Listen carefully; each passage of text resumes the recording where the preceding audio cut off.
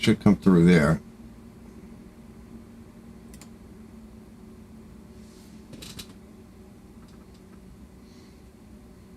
See? All right, good. So we have our live show Artist Garage timer countdown. We'll see my camera over there, the camera that I'm choosing. And then what we'll do,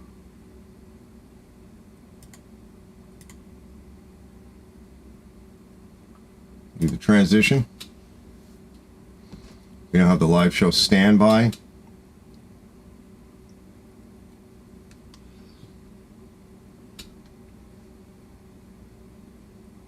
And we're going to do the garage intro music.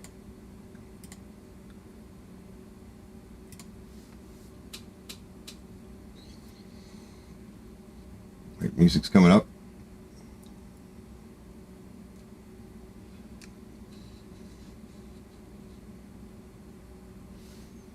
And we'll bring up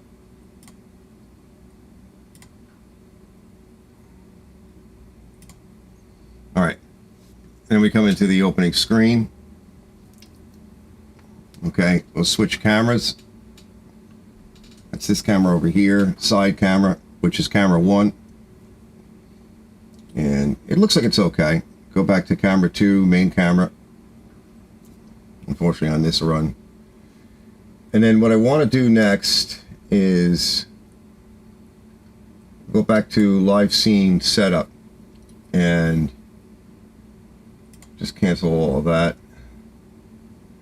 I'm going to go to the playable media source and play the video for tonight, which should be set up. All right. And if we close the ATEM, we should be able to transition. Now, that's 43 thousandths, kind of. I can't hear it. And I should be able to hear it. So I must have changed something. Until the mic for a minute.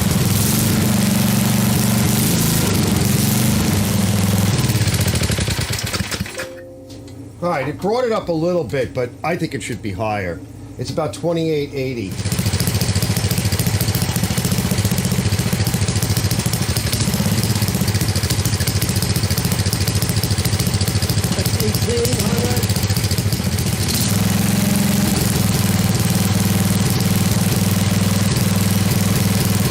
All right, now what I want to change is we're going to go over to edit and we're going to go to advanced audio properties, and I'm going to change from monitor output to playable media source. Yeah, we want to go. And now I hear it. All right, so they're all on playable media source right now.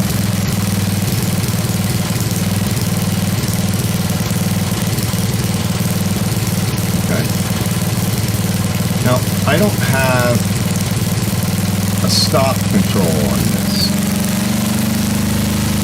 So, live scene setup. Yeah, here it is. Here's the stop control. So I can pause it. See? I can pause it and play it. Alright, now let's stop it.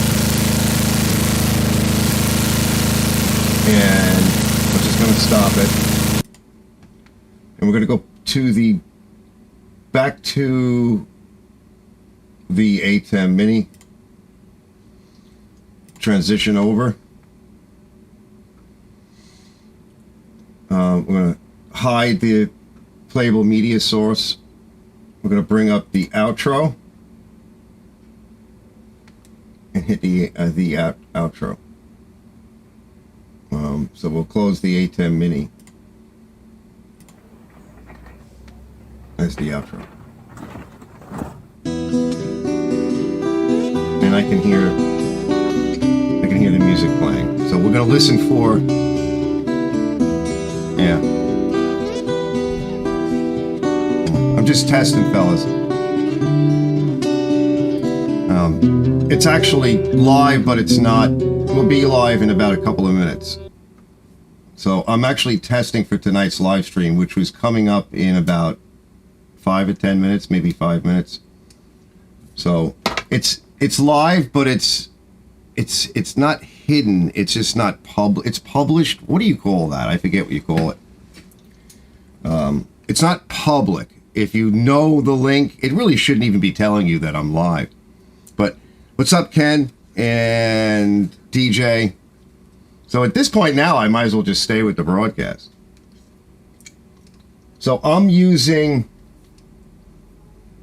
we'll come back to transition. So I'm using OBS Studio. All right, so I might as well just start the whole thing again. So here's what I worked out. Can I change this to public? Yeah, I think I can. Go to edit. How do you want to go live streaming? So yeah, oh, it is on public. Look at that. I thought I set it to non-public. Yeah, all right. It's late and I'm tired. No, it's not set to premiere. I thought I set it to like hidden. What is it called? Hold on, I'll tell you what it's called. I'm tired, so I thought I set it, but it probably didn't save. Unlisted or private. That's what I thought I set it to, but I must not have clicked it because I'm so tired tonight. So I might as well restart. All right, so let me see. So I'm working out. I'm broadcasting through OBS Studio, which is a free software that a lot of people use because it's really powerful. You can do a lot of good stuff with it. So what I worked out, you can kind of see it from this angle. Yeah, it's over here on this monitor. I'm not zooming in, but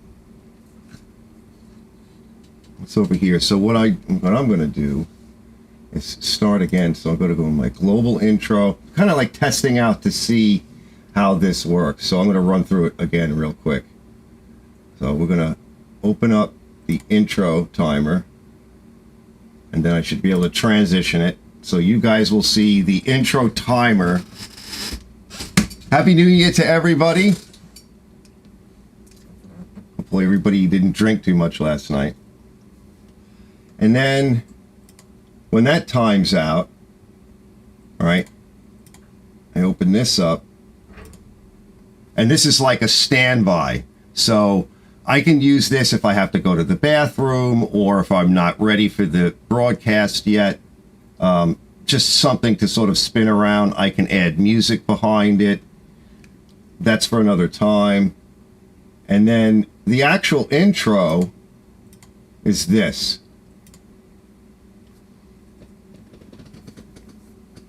So this is the actual intro. Now, can you guys hear any echo?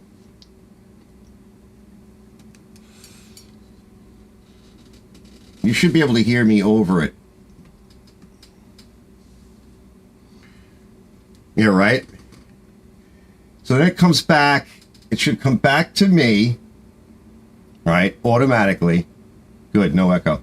So it comes back to me automatically. I was actually looking last night at a way of pressing a button and automating some of this. And I was researching it, and it was getting late. The next thing I knew, it was like 2 o'clock in the morning.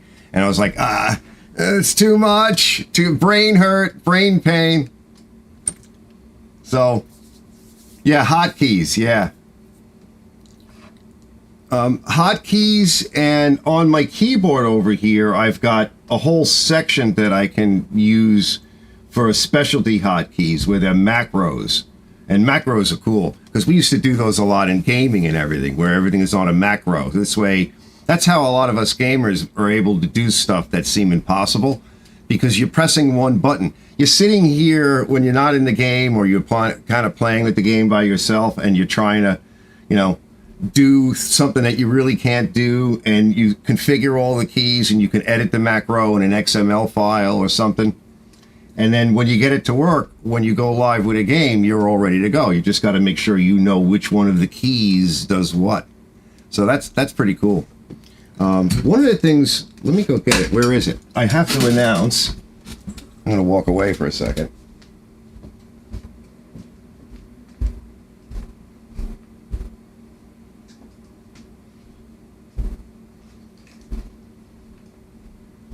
right, I'm back. So, I have to announce, we're going to do the Super Clean giveaway. I think either by the end of the month or like February. So, contest,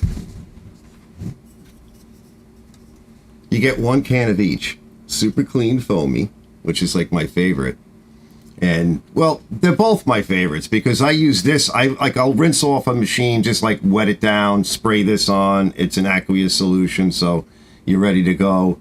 You let it sit. And then if you have a stubborn area with a lot of goop, you spray the foamy, and it does all the work, so you don't have to. All right, so I'm going to mention that again. So you just have to go, I'm stuck here.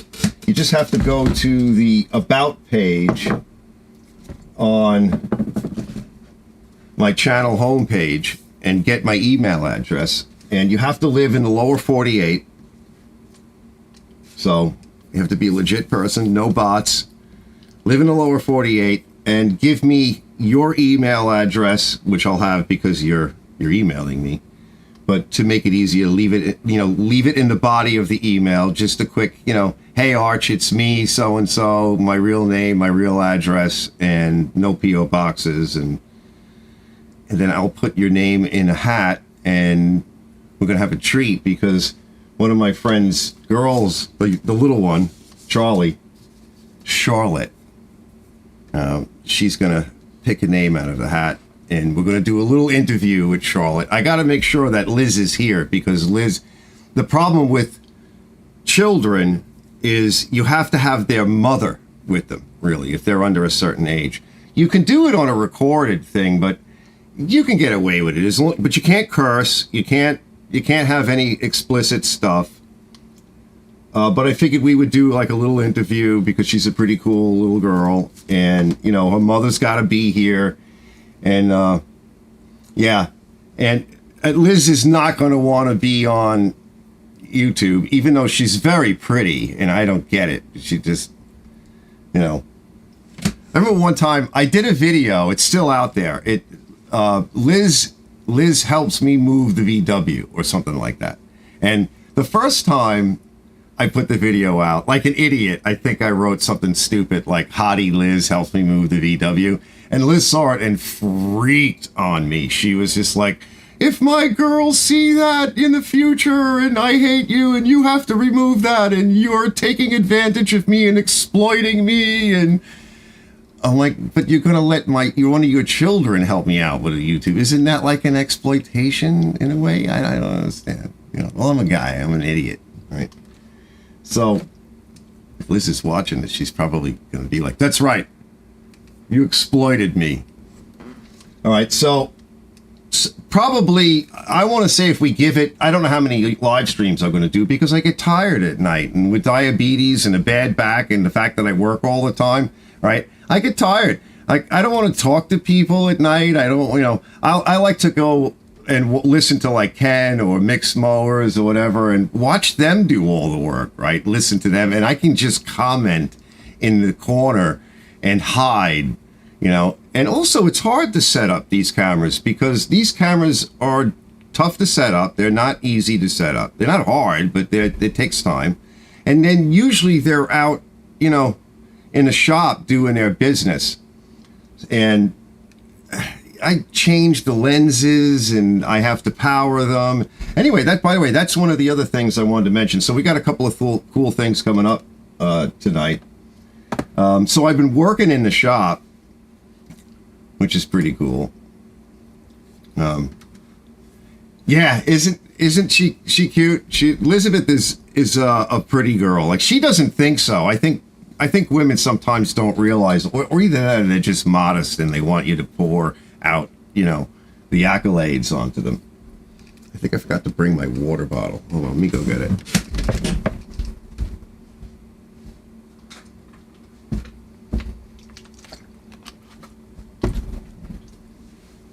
Yeah, I'm actually broadcasting live from New York in my pajamas because I was working on stuff all day. So one of the things I worked out, fellas, I wanted to show you a bit about this software just a little bit about what it's capable of doing, and things like I can share websites.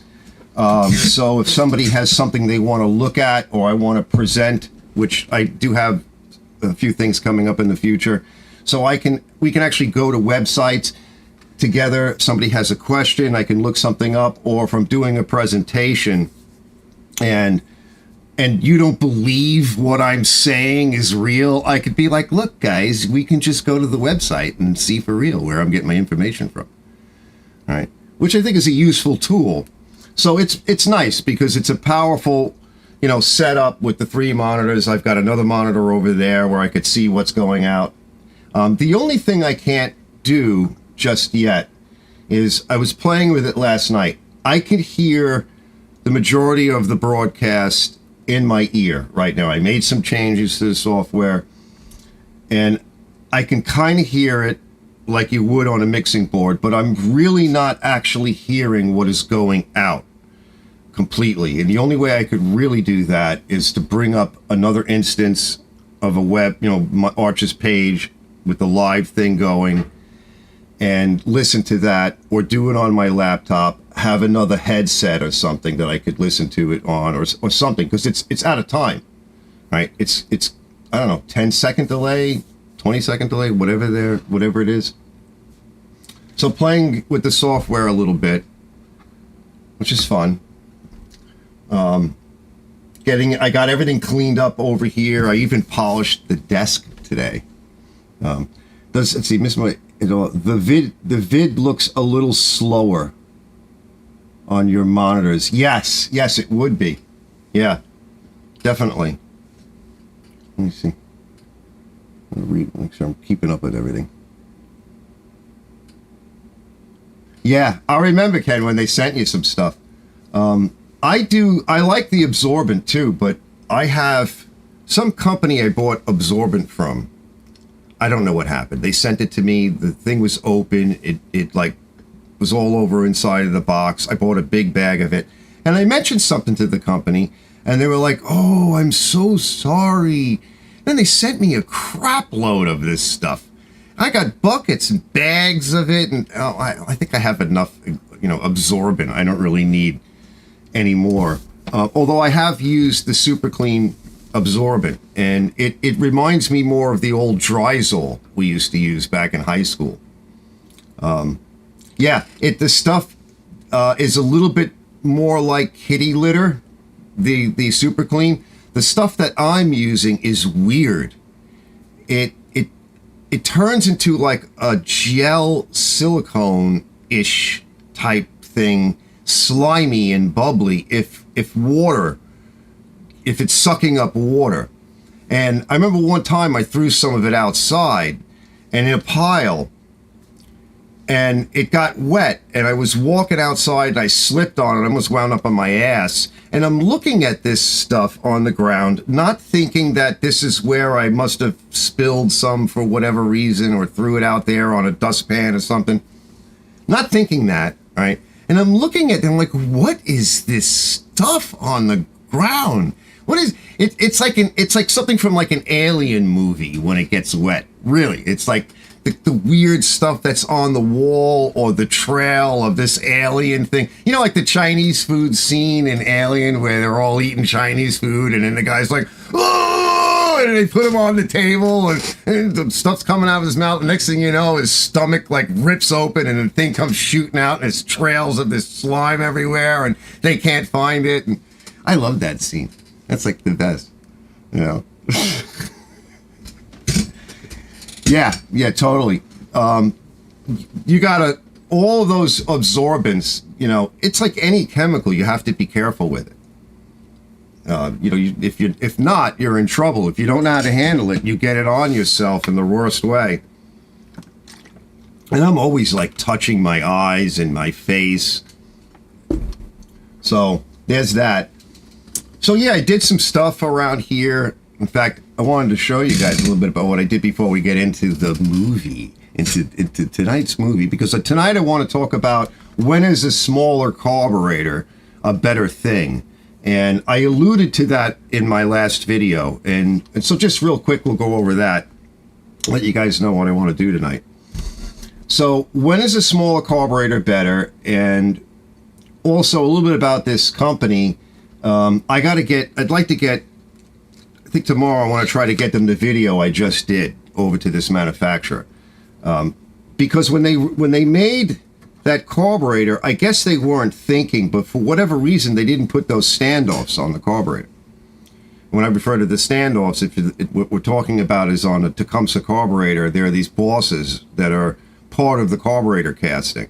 And they're on the sides, and I think it's, I want to say 1032 screw or something like that. It's a really small screw, but it's used for holding on the air box, or in the one case with my Green Rider, which is a bracket for a choke, just for a bunch of things. I've never seen a Tecumseh carburetor for a snowblower, right, that doesn't have that.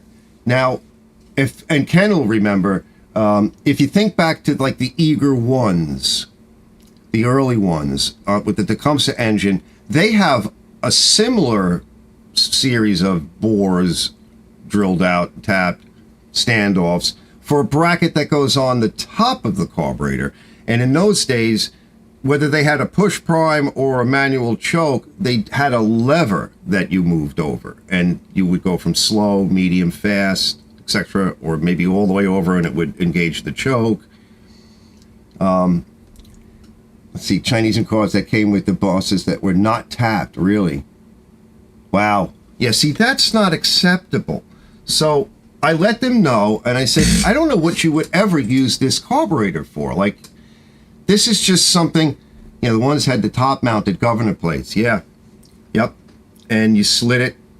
I said, you know, you can't sell it. I said, even if you were, it's not my job to tell you what engine and machine this carburetor fits. But I can tell you, in my experience, I've never seen a snowblower with a Tecumseh-powered engine on it that didn't need, you know, these bosses. They all need them. End of story. So, at the very least, you'd have to remove your advertisement for snowblowers. At the very least. No, we're not. It's CLRS2U. I believe it's on the title for that video. CLRS2U. I believe it is. Now, I also have, is it here? I think it's right here. So, now I do work with HIPAA, but this is not a HIPAA carburetor. It's another manufacturer, and as I mentioned in the video, they sent me some aftermarket wheels for Craftsman front-wheel drive machines, you know, like the 2000-ish, not 1990s, but 2000s. With the fancy design on them that, you know, no hubcaps and anything like that. And they were nice. They came in gray and white, which is important. Especially some of those grays, because I want to be able to match the wheels. And they were fine. No problems with them. I like them. Their prices on the web are good. So CLRS2U. Let me type it in here because I believe 2U. CLRS. I forget what it stands for. All right. I'll probably put the website on the description in that video. Carburetor ran really good, and we're going to get to that in a little bit. The other thing, so I think overall, right, it was a very good carburetor, but it's not acceptable. Like here. Now this is, what camera should I use? This one. There's no light. Yeah, you can't see that. Hold on, let's try this one. There's no light here. Yeah. See, this one has those mounting bosses.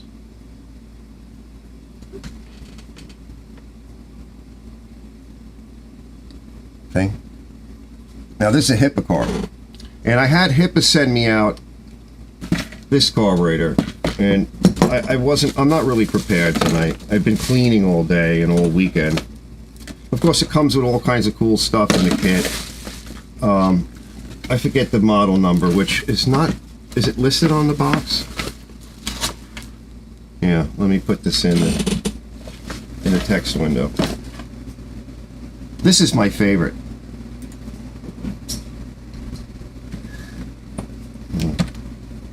G7 58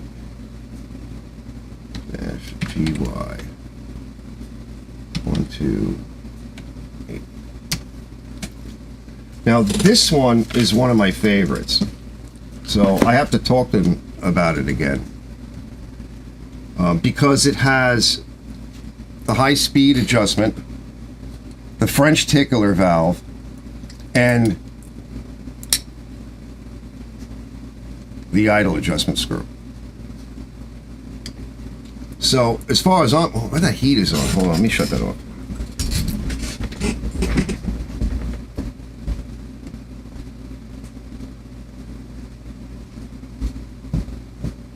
So this to me is a better pick. Now, if that company wants to make something like this, however they get around patent, am I saying that right? Patent issues. However they do that, that's none of my business. Thank God, because I don't care. Straight. This is the straight nipple. It's a brass nipple, hose barbed. Okay. The other one had a right angle, remember, with the plastic right angle adapter. This has, you probably can't see it, but it's got the correct choke, and you might see it here, but there is a triad of holes. Yeah, you're not gonna be able to see that. Well, maybe you can see it a little bit, and that's for the throttle. It's like a triangle or a triad, and the other one didn't have that. That was not the same either. Yes, it's the same one you have. Remember, TJ, I asked you, hey, Dale, Happy New Year. Remember last time I asked you on a last live stream to put up the number for the carburetor that you got? You actually got the carburetor. Everybody, TJ got the carburetor for his, was it Murray snowblower? And I didn't know what it was, so it just came to me in a vanilla box, and I was like, oh, let's try out a vanilla carburetor. So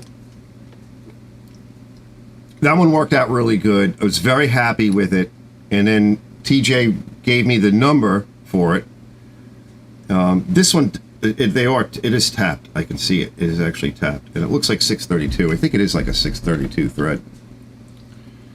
And it's also got the primer nipple on it. So I went back to HIPAA and I asked them about it. And they sent me another one. I actually didn't need another one. Not right away, but they were like, I guess they were just like, here, have carburetor. So this one, and this is all brass down here too. Even the tickler is brass.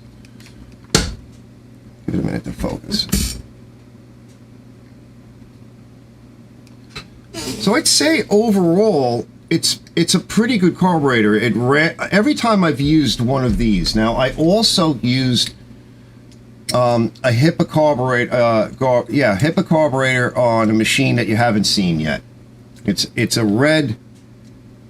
Oh, I forget what it is. MTD. Very similar. It has two belts for the auger. It needed a repaint. I went through it. I picked up a carburetor. I used one with both fixed jets. So there's no adjustment idle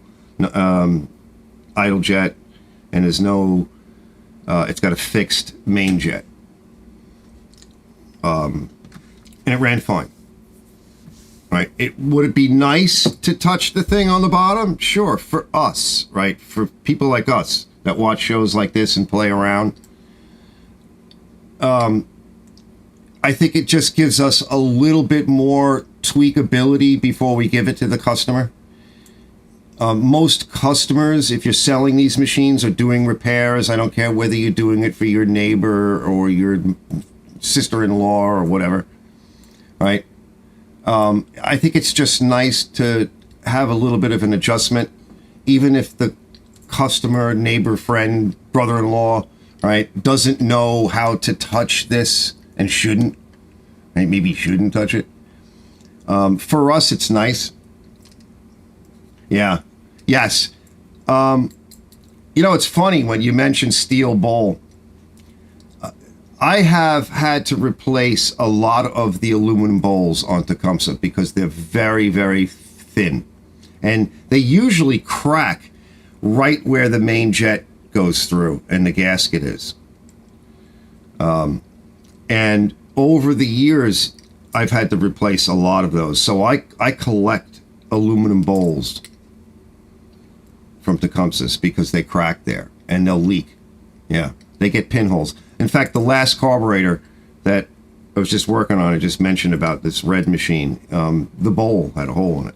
So the Briggs bowls are better, especially the older Briggs carburetors are better. They weigh, like this thing doesn't weigh much. One of those little Briggs 5.5 horsepower carburetors, and you know, Ken knows, right? That they're smaller than this. They weigh more than this. They don't have all of this stuff on the top, right? You pick it up in your hand and you're like, whoa, that's a nice piece of metal. So when it comes to Briggs, whenever I see one of those, they're usually push prime. Yeah, aluminum versus zinc. So I try to, and generally speaking, right, they usually come back when I clean them. So I always try to go with the original equipment. But, guys, you know, this stuff's not around anymore. Like, it's, you know, I like Tecumseh engines. You know, I just do.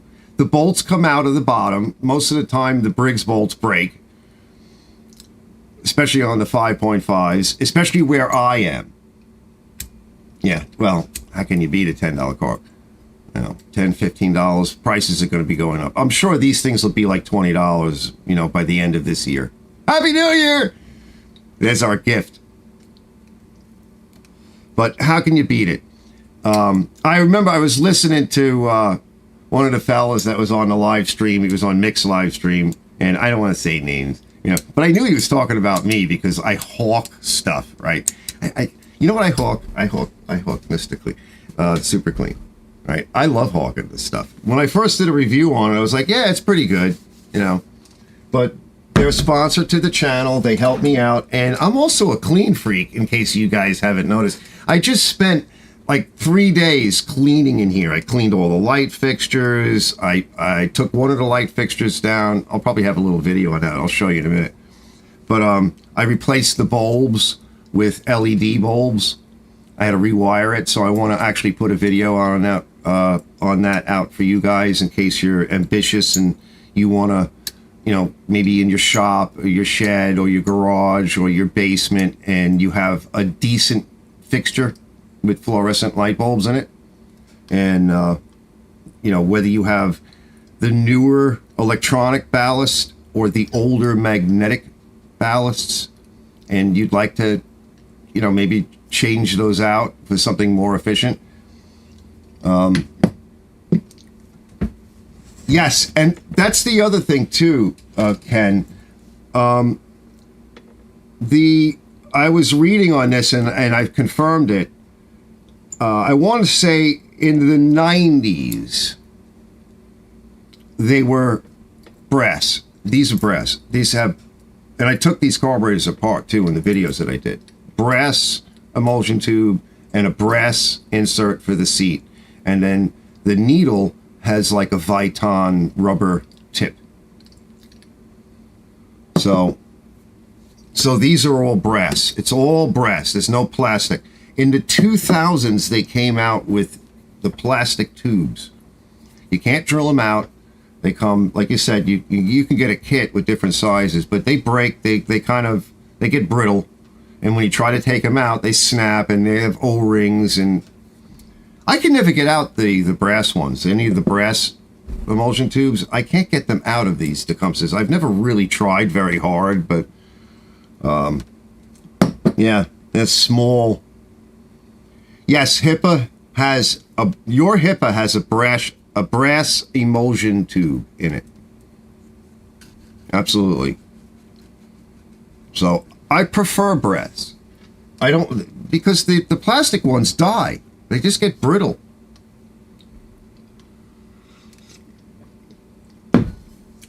So I like this carburetor design, and I think if HIPAA can make these, and because one of the fellas, he wrote, it was put together like monkeys did it, and then he was like, should you be hawking this stuff? He was on Mick's show, and he was like, should you be hawking this stuff? And then the guys are like, I don't know what to tell you, bro. It's up to the YouTuber, okay? It's up to you whether you do it professionally or semi-professionally or whatever. It's up to your contract with them, whatever arrangement you have. I never stick my hands into anybody else's wallet. It's just bad politics. But, it's to promote. It's cheap promotion for them. One of the guys that I watch, Think Media is very big. They got very big, and one of the things he likes to do is he likes statistics. He's a younger fella, and he loves statistics, and he was looking at, because, and by the way, this was anyway, let me finish that thought. And he was saying how the manufacturers know that the good money, the return on an investment, is finding ways for people like me, Ken, and others that have YouTube shows, to promote product, right? Because we're able to, in real time, give feedback to the manufacturer and feedback and stuff to the people watching the show. And if you have a good product, if you're reputable, you get away with it. So one of the other shows that I did, I was talking a bit about a Japanese company that we were doing HVAC controls at the time, and a Japanese company approached us, and they wanted to sell us the product that we needed. We wanted another manufacturer to add to the list. And we met with them, and they had a very good price. And they said, they gave us a unit price. A unit is, I don't know, if it's like thermostats, for example, it'd be like 1,000 thermostats in boxes on a skid. That's a unit. And so here's your price. And it's a nice price, okay. And they said, but we have a 10%, I forget what they called it, but we'll just, for the sake of right now, error rate, right? Manufacturers all have a point at where, in the process, some percentage of these things come down the line and they're no good for whatever reason. So, okay, well, 10%, all right, whatever. The price is still good. That gives us, 900 pieces. The failure rate. Thanks, guy. And then they asked us how we would like those. And we were like, what do you mean? Do you want them all separated in a separate box, or do you want us to mix them in with all the others? And the point I really wanted to get to is that in HVAC here in New York, right? So you got an HVAC place, guy comes in, goes to the counter, waits online, comes to the counter early in the morning, he buys this product, right? And let's say you chose to mix them all in, right? And off he goes with his 2-hour drive into the city. Gets to the city, you got to find a parking spot, gets out of the van, he's humping all this stuff into the building, all the way up to the 10th floor or whatever, gets up in the ceiling, and he goes and he takes the nice part out of the box and he plugs it in, and he goes to turn the equipment on, and it doesn't work. And he goes back, he takes the damn thing out, goes all the way down the stairs, tries to go find his van, loads it up, another 2.5 hours or more, back. Hopefully he makes it back in time before the store closes, and he goes, this is no good. And you give him another one, but now you got to fill out like an RMA, and he's got to sign it, and you got to give him another one if you have another one in stock, right? And he's got to repeat this the next day. And if he's working for himself, he just got screwed big time for the day. Big time. What does that cost? So it's rough, It just kills you. Now, to be fair, right, it's a $15 carburetor, all right? I know you plunk down 15, 20 bucks, you waited a day or two to get it, you got a customer that says they need the machine, or maybe it's your machine, and you get the damn thing and it's all messed up. All right, okay. All right, so you can send it back. Amazon will take it back. If you got it through Amazon, they just take it, they throw it on a skid somewhere, and people like me or whatever buy skids of crap, and we're like, oh, look, a halfway decent carburetor. You wait, you get your next one. It's not a big deal. But this is everywhere. I mean, like even when I was building computers a few years ago on the side, you know, for money and for fun, right, for both. I would buy a $400, $500, $600 video card or motherboard from Asus. It would come in the mail. Takes a while to get, especially in those days. It was no Amazon or anything. Like, we just had it in stock and showed up at your house later that day. And you'd pull it out of the box, and there's no damage, no shipping issues. Everything is pristine. You pull it out, you plug it into the computer, and it doesn't work. Period. Or it'll work for 2 weeks, and then it stops working. That's like $600. And in many cases, there's restocking fees, or what they used to do for a while with stuff like that is you took the video card, you put it back in the box, you sent it to a different facility. They had to RMA it, test it to make sure that you weren't lying. Then they'd issue you a credit to then send out another one to you, which that's like a month. Yeah, 50 bucks anyhow. That's right. So this is the racket, right? But unfortunately, now one of the problems with Chinese that I kind of know offhand, and it's a problem with all manufacturers, but what Chinese will do is in their manufacturing facility, there might be something like, let's say, 1,000 bowls will come down the line. 2,000 bowls will come down the line, and they get punched, right? There's a blank of steel. It's already maybe tinned or whatever. I don't know, whatever it's coated, but it gets punched. And the machine will go out of calibration. Something will go out. The die will get worn. The laser will get out of misalignment from the slamming of the punch press, whatever. And they'll know that at the 2,000 unit mark, you really need to shut the line down and check the last handful, recalibrate the machine, and then turn it back on again, right? They won't do that, right? They know that it will run for a certain length of time before it starts creating errors and having a failure rate. But they won't do that. A lot of times they'll let it run a little bit longer and see, maybe this time, maybe this time we'll get like another 300. And maybe the hole will be off a little bit, or maybe there'll be a burr on it, Now,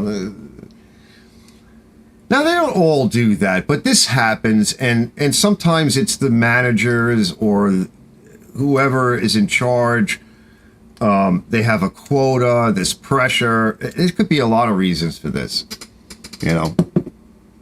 Yeah, deep drawn, but they call it a nest. Yeah, it gets worn. Yep. And it could even be, the lasers that they use for calibration and alignment, they kind of get jostled around. It's just there's vibrations and, anything can go wrong in manufacturing. Yeah, some of this stuff is drawn over mandrel. So there's not a lot we could do about it. But HIPAA will take it back, and Amazon certainly will take it back. And for something like a $15 carburetor, fellas, don't get upset, right? Order another one, right? They'll make good on it. Just get another one out right away if you're really in need of it. If you're buying a number of them. Everything is made in China. There's very, very, very little, and I want to do a show on that, on like why Honda is not making mowers. And it's going to be a freaky show, because I was looking at on how I was going to lay out this show the other night. I'm like, a lot of this stuff I can't say. I can't say it on YouTube because they'll put a strike on my channel, right? They people, they remove them off the channel because they don't want you talking about this stuff. And you might think, oh, it's conspiracy theory. It's not conspiracy theory when it's a fact, right? When the people conspiring are doing it deliberately. It's about money and it's about control. And it's the people that are interested in the control. And they're putting pressure on a lot of companies that really don't want to be involved in this crap. They really don't.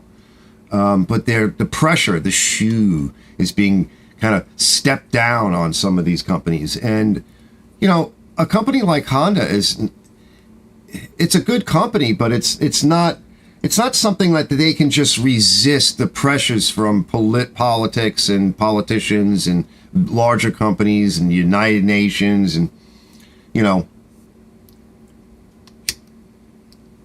Yeah, you mentioned low margin widget parts. There's no echo, right? John says no echo. Is there an echo? There shouldn't be no echo. These parts are lower margin. But like HIPAA nowadays has got a huge catalog. So I was looking at some of this stuff. There's also another company. I forget the name of it, but I want to work with them again. I did a quick video on one of those grease couplers that, you know, latch on. I forget the name of that company. But I looked at their catalog and I was like, oh, yes, send me all of it. Yeah, I'll review all of it. So in keeping with a review, right, and I wanted to make it a little bit clearer at the end of the last video, and I think even the very beginning, is I want to say, certainly in my defense and in defense of any YouTuber out there, I chose to tell you guys what I thought of that last carburetor and the issues I didn't like, things I didn't like, and the manufacturer said they're going to fix it. So I'm hoping they do, and I'm hoping that they send out another carburetor so we can yet again do another review and see if they fixed it. And I hope the best for these people, right? If they're decent people and they're trying to earn a living, God bless. All right. But if somebody were to buy that carburetor and try to stick it on their snowblower, it's not going to work.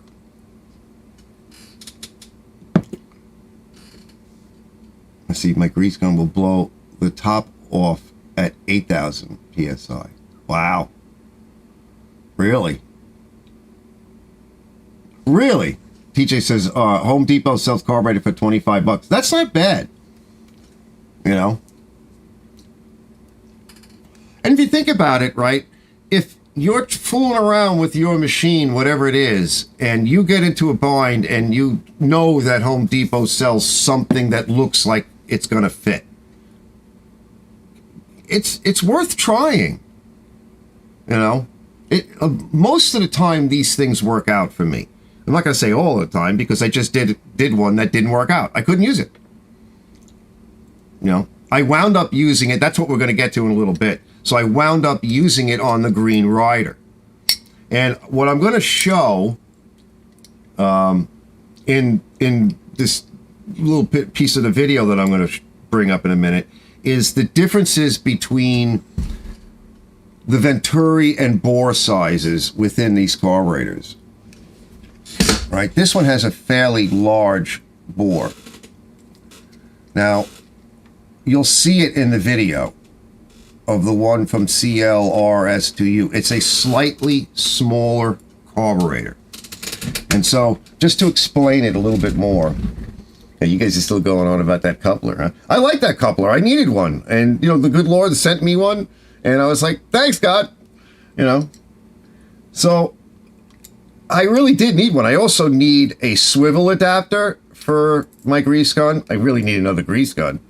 And what else did I need? I have a right angle adapter, which is nice, which is not locking, but it is a right angle adapter. I need the swivel. What else do I need? I also need a grease gun. All right, so here is the choke blade. All right. And so what I'm doing in this video, I'm going to show you guys, is I started closing down on the choke. And what that does is it restricts the flow through the carburetor, as you know, right? And it's closing off the air to the carburetor. So there's less air, but the fuel delivery is basically the same because the jet is fixed and the engine size is fixed. So the engine is trying to pull what it thinks it needs for the given RPM, idle or high RPM, wherever you've set that based upon throttle position. So if I can get this explanation right. So it's demanding a certain amount of air flow through the carburetor. And it will try to pull that, even though you've closed down on this blade, this choke blade. All right, so just follow me on this. Okay, that amount of air that the engine is demanding, short of you putting, closing it off completely and literally choking off the airflow, it's going to try to pull that amount of air. And in that air is the fuel charge. And what you'll see in the video is that in this case, the carburetors that I tested being two different sizes, what I was mimicking wasn't, you would think that why would the engine run better if you're closing it down so much? Well, one reason is because you're changing the air-fuel ratio. But in a sense, I'm actually giving it more fuel by giving it less air. Really, the amount of fuel stays about the same, but there's less air available to burn, so it's effectively making it think that it's richer. It is. And it's also, there's another factor that's happening, because when you close a choke down, a blade down, you're restricting the kind of air that's going through the carburetor, the amount of air in a sense. But one of the things that's happening inside of the carburetor is inside the venturi, the signal goes up, the amount of suction goes up considerably, and it draws harder. It makes the velocity go much higher. The speed of that column of air mixed with whatever fuel is going up. So you get a better signal. And this is a trick we used to do years ago, and most automotive manufacturers used to do, because I've played with Rochester carburetors and even Holley spread bore carburetors. Now, spread bore carburetor, I have one up there. It's got primaries, which are two small bores, and in the back, it's got big bores. So when you're at idle or just off of idle at low RPM or highway speed, flat ground, the signal through the smaller bores is much higher. There's a lot more velocity.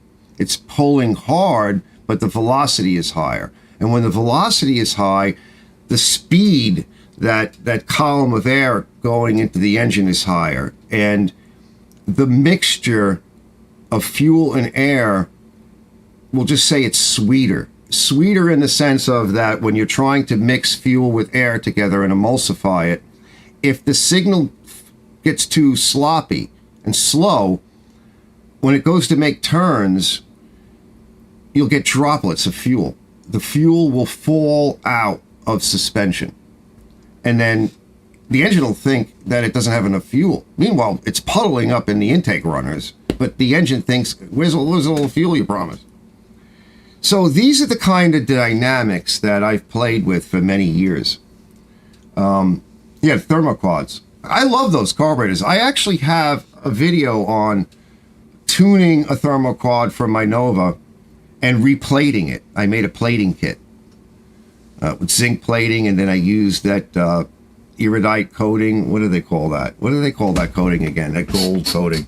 I have all this stuff. I was talking about recently. I want to put it back together again and plate stuff for fun. Can't do it for profit. I'm just going to plate it for fun. So I want to cue up the video.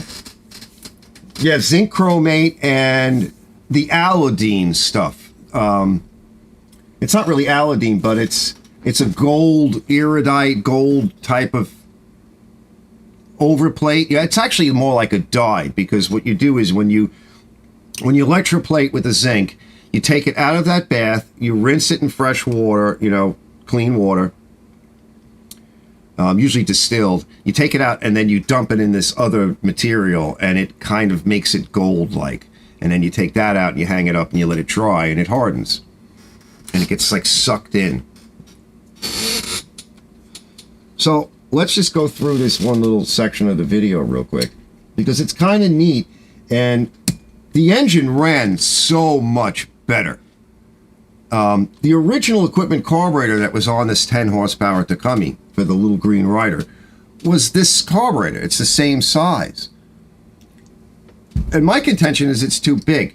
Now, in the video, I actually checked the jet size. And so the video starts off and I measure the jet size. I was actually drilling it. I think I ended up at like 43 thousandths of an inch for the main jet on the factory carburetor. And I should have wrote it down, but I say it in the video. The aftermarket smaller carburetor wound up at something like 28 or something, much smaller. So the carburetor is smaller, the jet size is smaller, the engine is running better, it's using less fuel, it's very powerful. Like I said, and it's using less fuel, considerably less. Now, it's going to use a certain amount no matter what you do, because it's still a 10 horsepower engine. But here's a scenario where the factory carburetor, for whatever, I don't think anybody ever changed this. This machine was neglected, but no one ever did anything to it that I can see. So, yeah, yellow chromate, that's it. Yeah, I got it from, oh, I can't think of the name of the company. They send me emails all the time looking for more business. Something plating services. What the hell is it? I can't think of the name of it. I have the chemical in the cabinet. All right, let me set up this. Let's see, got to go to, now I go to live scene setup and playable media source. I'm going to turn my mic off in a minute too. Go like that. And then here we go. Now, that's 43 thousandths, kind of.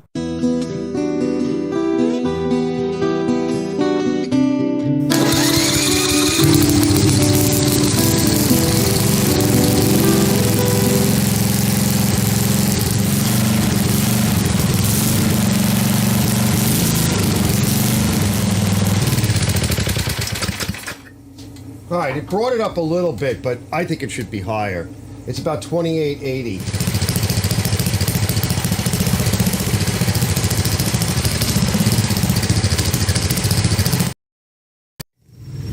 Now, that's 43 thousandths, kind of. All right, so I'm saying it's 43 thousandths. All right.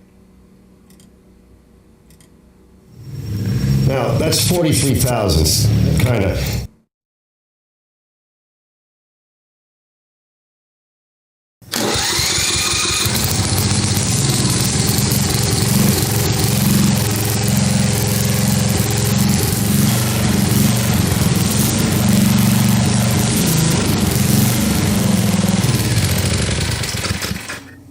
All right, it brought it up a little bit, but I think it should be higher. It's about 2880.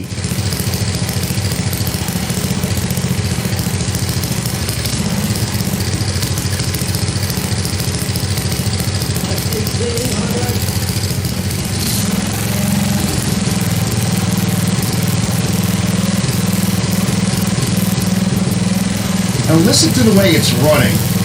It's running okay. This is the factory car, but it's not great.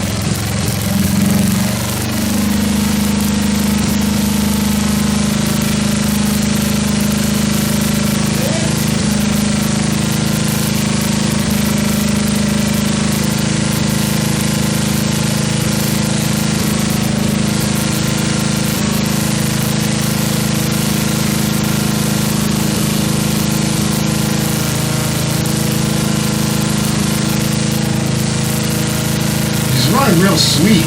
And that choke is on. I didn't show it because you can't really get a camera in there.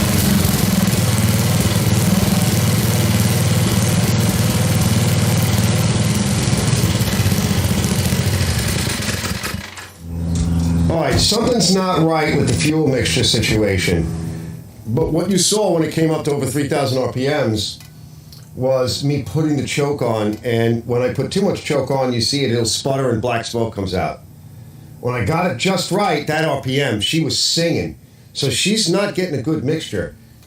So what you're doing is by blocking off some of the flow, right, you're reducing the air to fuel ratio. So the fuel being fixed by the jet and the ability of the carburetor to emulsify it. But the air being, that's a fixed thing, right? We just opened it up a little bit.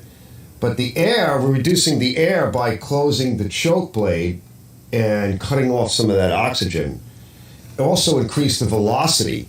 If you increase the velocity a little bit, that's another thing that's going on. When you're closing that choke blade, you're changing the velocity of the venturi, and you're reducing the amount of air available. That's what brought the RPMs up. So essentially getting the mixture right.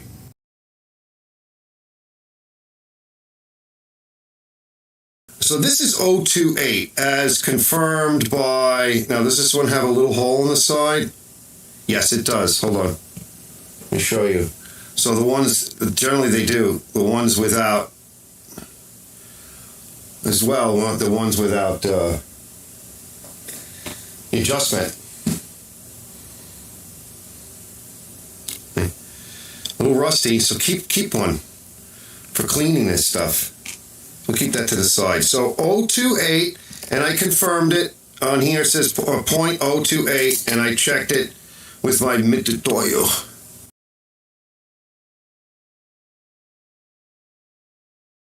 It may have a different bore, so it might be slightly smaller carburetor, which when I was experimenting, I have to say that when I was experimenting, one of the things that I was doing was closing this bore down effectively with the choke. That in a way makes the carburetor seem smaller. And you can see the venturi is a slightly different size. So by doing that, it increases the velocity in the venturi area, and the engine like that. That this might be an advantage for us. Remember, it is a small engine. Like it's not really that big of an engine.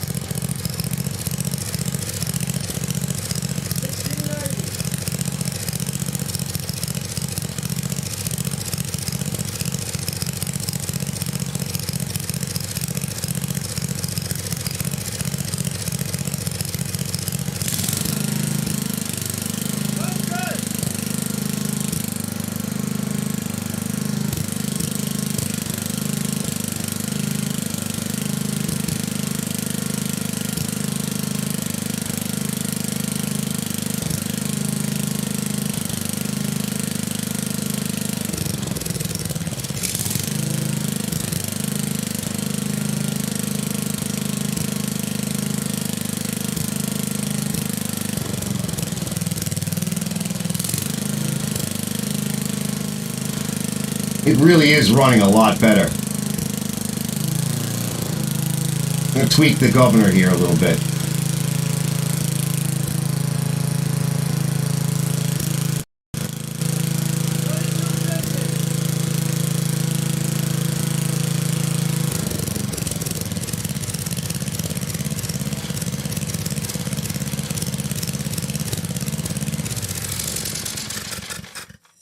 sounds pretty good, fellas. I'm liking it so far. We don't need to choke.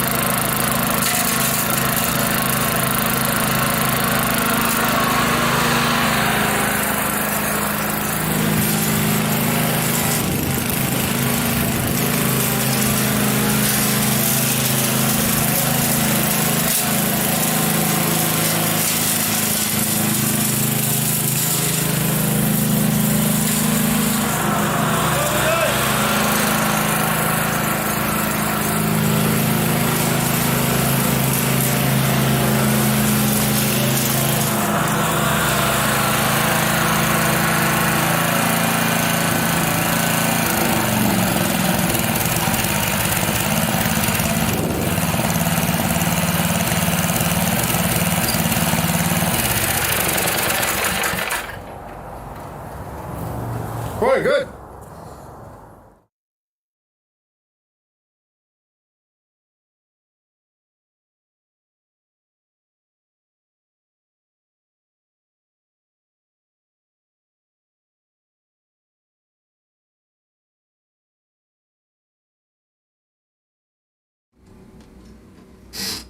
Good enough. I think that was an interesting thing, and I want to add that to my arsenal, so to speak, of knowledge.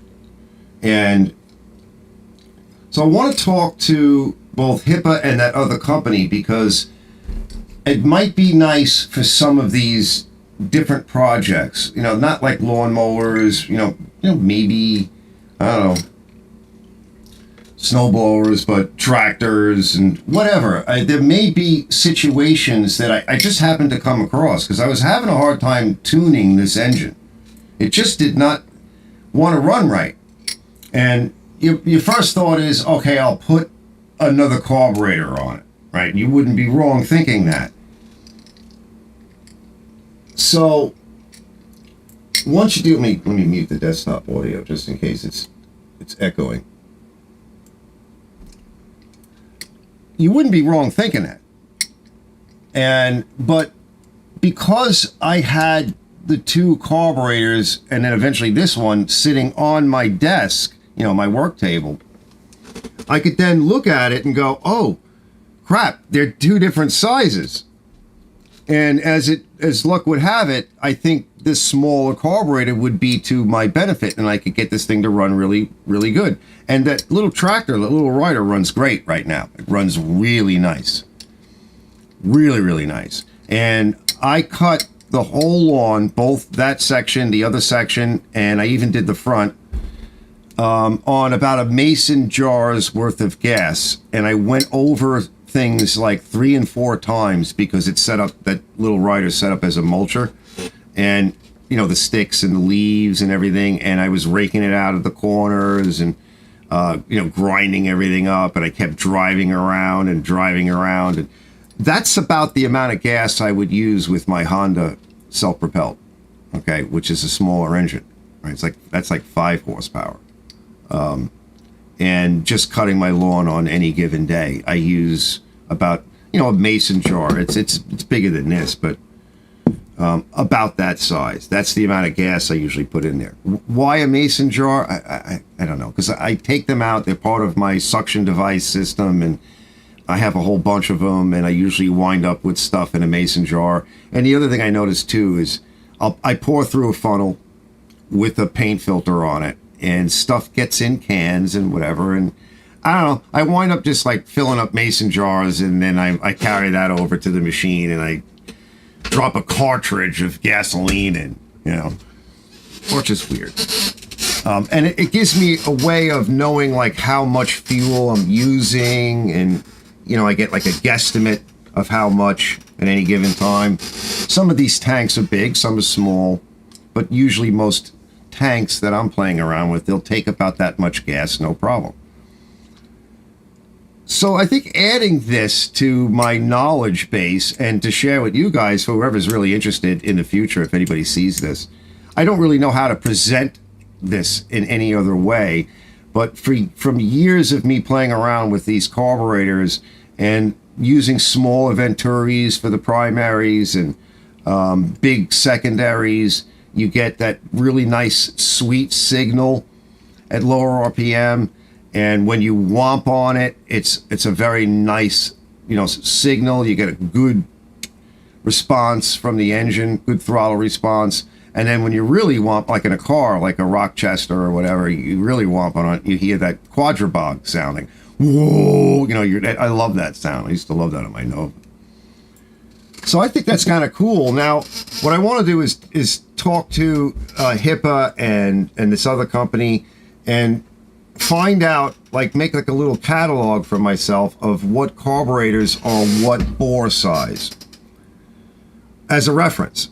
Part number, application, bore size. And if I run into a similar situation again, I'll know how to fix it. Because now this engine runs really good. By the way, this is the engine that had all that water sort of damage, and it ruined a valve. I think it was an intake valve. I replaced an intake valve from another donor motor, and I did a little honing, threw another gasket on it.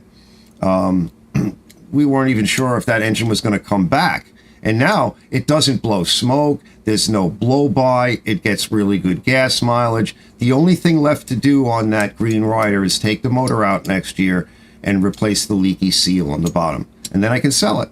Right? And one of the reasons why I want to sell it is, let's see, I have one picture. Let me get the picture. Let me see if I can find it. Let's see, do I have it open? Yeah. Yeah, I have one picture. I have other pictures, but I don't know where they are because Mikey's coming over tomorrow. Right? Yeah. All right, let me move this. Let me move this over to here. Right, Mikey's coming over tomorrow. He was just texting me. He's selling something else. I don't know what he's selling now. Let's see. Meet that over there. You guys see that? Did you guys see that? Take a look at that. Right? Isn't that cool? I have other pictures. I even have a little video. But there'll be video tomorrow. He's bringing that over, plus a bunch of other stuff. He was cleaning up today. I've been waiting to see if he ever wanted to sell this thing. We've been talking about it. I don't know how much he wants to sell it for. It's an old 6 horsepower Sears Custom. It says 4-way speed. I wonder if it has reverse. It has an aluminum deck on it with a little crack. So if I ever go to fix it, I'm going to need to upgrade my welding capabilities, for aluminum. I might be able to do it with a torch. The problem with welding with a torch and aluminum is aluminum is weird. It will, just when you think you've got it hot enough and maybe you're actually pushing the rod in and you're getting a bit of a bead, the base metal will just drop out and disappear. The melting point is really, really close to the welding point. And you get to a point where it just disappears. It just falls apart. And then it's gone. It's over. So probably better off trying to do it electrically. Yeah. I like this thing. It's kind of neat. Look at the size of the front tires on it. It needs new tires. That right tire is beat. It's just shot. So it's the motor. See the pulley on the side, right? That pulley goes all the way down. It's not a vertical motor. It's a horizontal motor. And it's probably, like a 6 horsepower Tecumseh engine. I don't know. Maybe it's Briggs. I don't know. I don't remember. We're going to find out. All right. Look at the nose on this. It's like 50s, but it's not. It's probably 70s. Probably has like a points engine on it. But it's just pretty cool. And the idea is at some point to kind of use tractors like this around the property and enjoy them You know, just have fun. Something that you can kind of play with. I'll de-rust it a little bit. I'll stabilize it. I'll make it nice. Or nicer. We'll go over it, make it run well. Grease it, lube it, go through it, and eventually restore it. But to try to get it to the point where I can actually cut my lawn with it. Because I have all these other tractors. But, you know, most of these things are just the common, run-of-the-mill. He's bringing over another Cub Cadet with another Courage motor blown out. So now I'll have two nice Cub Cadet bodied tractors, lawn tractors, that need motors. But, you know, with the Kohler Courage that lost its courage. I don't know what breaks in those things. I've never had one apart. Everybody says it's usually the camshaft breaks. It's either the cam breaks directly, or the cam or the compression release valve, or whatever they call that, the automatic compression release. Something goes wrong. They're not made very well.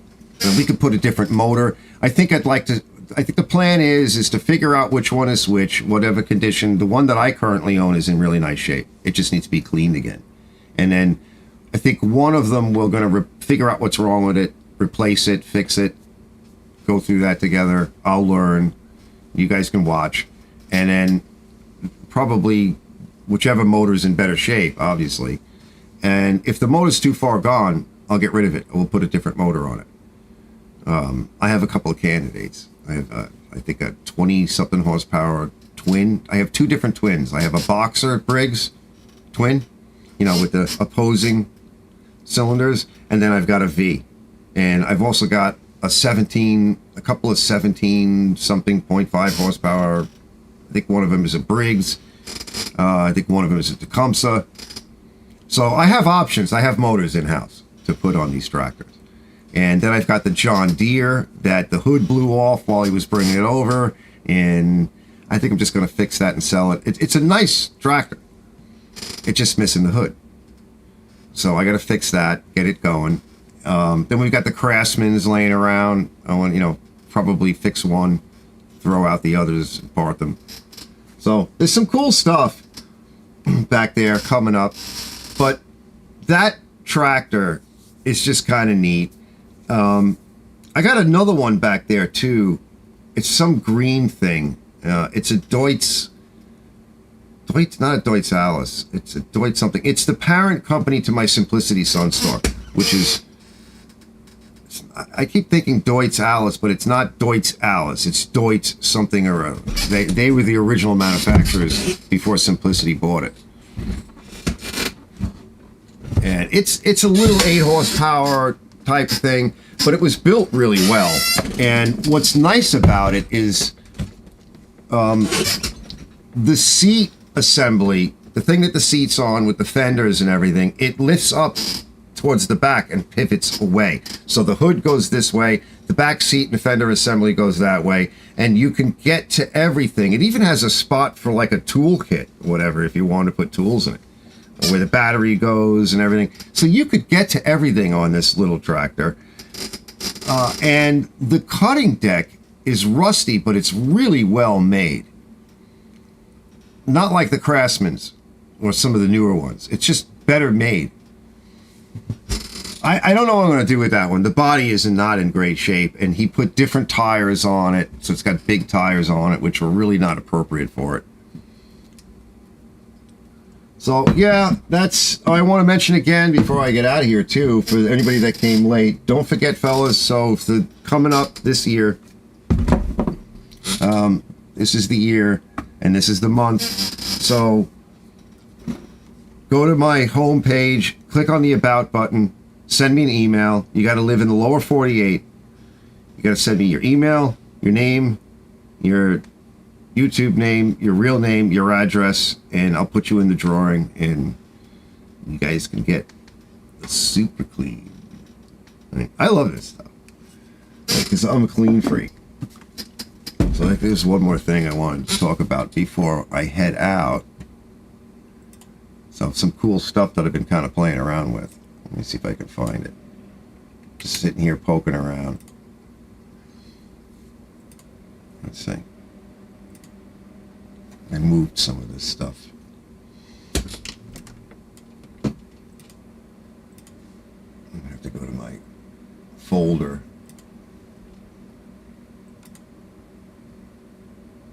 Yeah, let's see, where did I put it? Put it there? No. Oh, it's not here.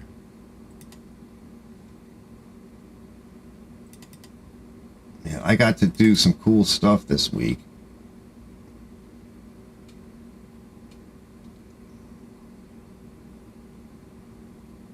Let's see. Here we go.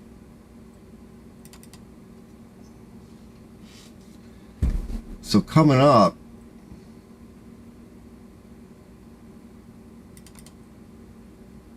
I was working on these fluorescent lights. And so I now have some fluorescent lights in-house here over my main workbench. And I'm putting together a video for you fellas. You know, so I can show all of that. And I want to see if I have a few pictures.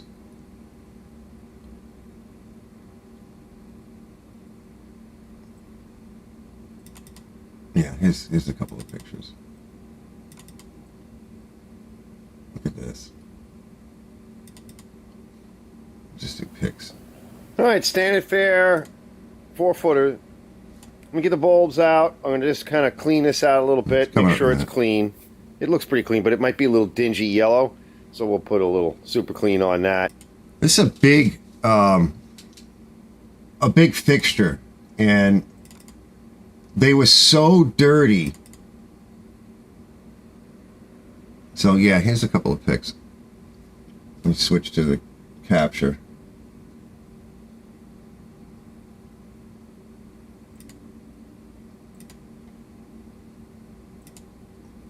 These fixtures were so dirty. So when you guys want to learn how, or I mean, you could find it on the web, but what I did was I took the fixture down. It was just really, really dirty. I have other fixtures, and this is older. It's older. These are magnetic ballasts, and they're not efficient, you know. So I think an LED bulb setup for a fixture like this is something like 50% more efficient than what's in here. Now, electronic, this is the one of the bulbs. Electronic ballasts are LED bulbs are about 20% more efficient than an electronic ballast versus a mechanical ballast, those big tanks that are in my fixture. And that's a big savings, especially if you're going to be doing something where the light is on all the time. So this bulb, T8, that's a 4-foot bulb, 24 watt for each bulb. So right there is the power savings. I think the bulbs I was using were 40 watts. So that's almost just slightly under half the power per bulb, and then there's all the other efficiency and way more light. And my shit was getting like yellow, like the light that was coming in that area was so dingy and dark. The bulbs were filthy. So this is 6,000 Kelvin. This is white, very white. And there's a few things you need to know in order to do this. Let me close that out. Let's see, do I have any others? Yeah, it's just that. Let's see.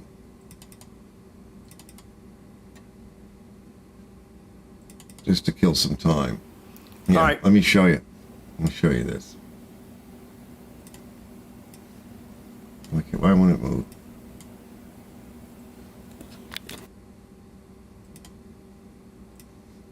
It's not letting me move it.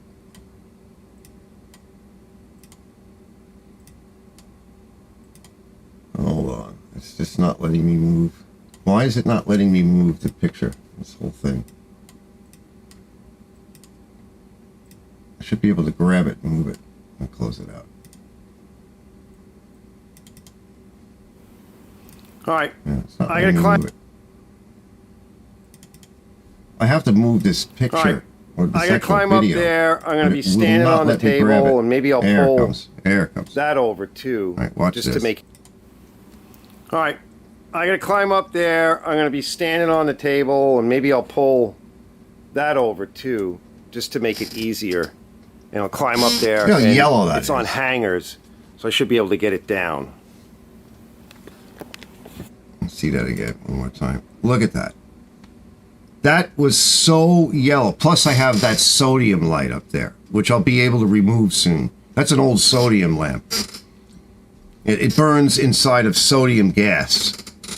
And so that whole section was making yellow light, which is okay if for a human being, because it's similar to, sunlight towards the end of the day or sunset. Because, fluorescent lights are so white and they can be kind of hard on your eyes if you're working in a shop or an office every day. Everybody knows what that's like. But that fluorescent fixture was pathetic. I mean, it was one of the reasons why I couldn't get, good results with the camera. Look at how dirty this is. All right, I'm gonna hang it. And now it's down. That thing needs to. That's That disgusting. fan is broken That's the and it's sodium filthy. light, and there's another fluorescent. See the difference in the color? All right, I gotta hang the chains back. Might as well clean these What is chains it? real Is quick. the They're audio really coming gross. through? I don't know. It should be. It might be. Sounds like it is. Oh my God, guys! at this. That actually might be too much light.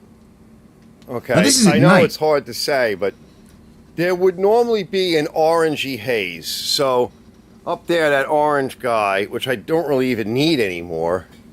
In fact, yeah, let's see.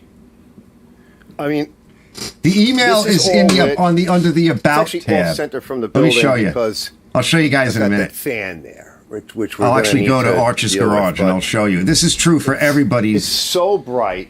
channel. I probably will Look how only bright need, that is. Here, let me turn off Look at that. that orangey light. It's beautiful. Okay, so the orangey light, it's got darker I'm in so this happy. area. It was a lot of work. I was Because up there in is the no light ceiling over cleaning every bulb and every fixture and replacing any bulb And that wasn't good. I can't afford to do You can see everything is right now in very well LED. lit over here. They're not really expensive. Especially I just the don't have work any table. money. Like it's I finally it's have winter. white light. It's almost too Look at much. that. The whole bench is lit. I'm still gonna. Now this guy here, this is still fluorescent. We're gonna check the bulbs on it tomorrow, clean it. and quick, the other but, section is dark. So what I'm I got to put thinking another one of is those fixtures up over there. We'll hang another one of those fixtures up in this dark region where that guy is, right? And get rid of the. That See how light the up camera there, is because we don't struggling? need it. All right, so See, get rid it's of getting all that, grainy and weird, sodium light. right? It's just not enough light. But yeah, look And at that's how what much cameras of do. that area is lit, and it's dark out. So this is really going to help, even in It's the almost too much. I daytime. think for over here, I'm going to go with a lower wattage bulb, or maybe I just won't use this big fixture. Or the other option too is I could put a switch in and go from 2 bulbs to 4 bulbs. All right. Anyway, let me go back to doing what I'm doing. It's getting late, and yeah, see. pretty cool. I think that's it for that, right? Yeah. Now let me go to my website. See, this was kind of cool about this is I can show you guys stuff impromptu, whatever. So I'm going to go to Arch's Garage shortcut. So this is my home page, and everybody's home page is going to look a little bit different, but it has the same on a computer, fellas. It is different than a cell phone. Web browsers are different, but what you're looking for, as you see here, is like home videos live, right? These live shows, playlists, community channels, some people that I watch, whatever. And here's the about button. So description, a few things, and then here's for business inquiries, view email address. And if you click on that tab, you're going to see it. See? So that's true for every YouTuber. In fact, anybody that makes an account with YouTube, this is what it's going to be. Now, it is going to look a little bit different on a cell phone. That's why I generally don't do anything on a cell phone anymore. I just don't. Because I hate them. They're annoying as hell. Let me see if I can find the next thing. Let me move this over out of the way. It was something else. Is it this? Let's see. I'll find something else here. Let me bring me back. There's me. Man, there was something else I wanted to show you guys. Yeah, I got the shop really clean. I think I just had it right here on this. Did I? Did I move it?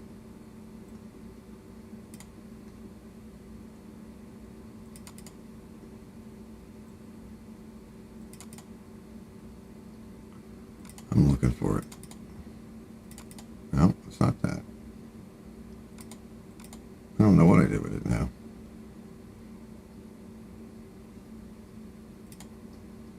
I think this is when you have too many things, too many windows open. I thought I left the window open.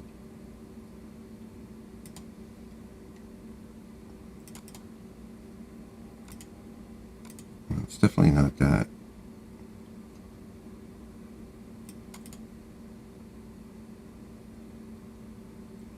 Yeah, it might be here. Yeah, is it?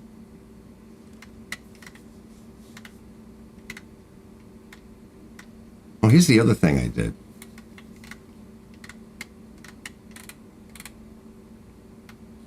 I insulated my door. That's better. Yeah, let's see.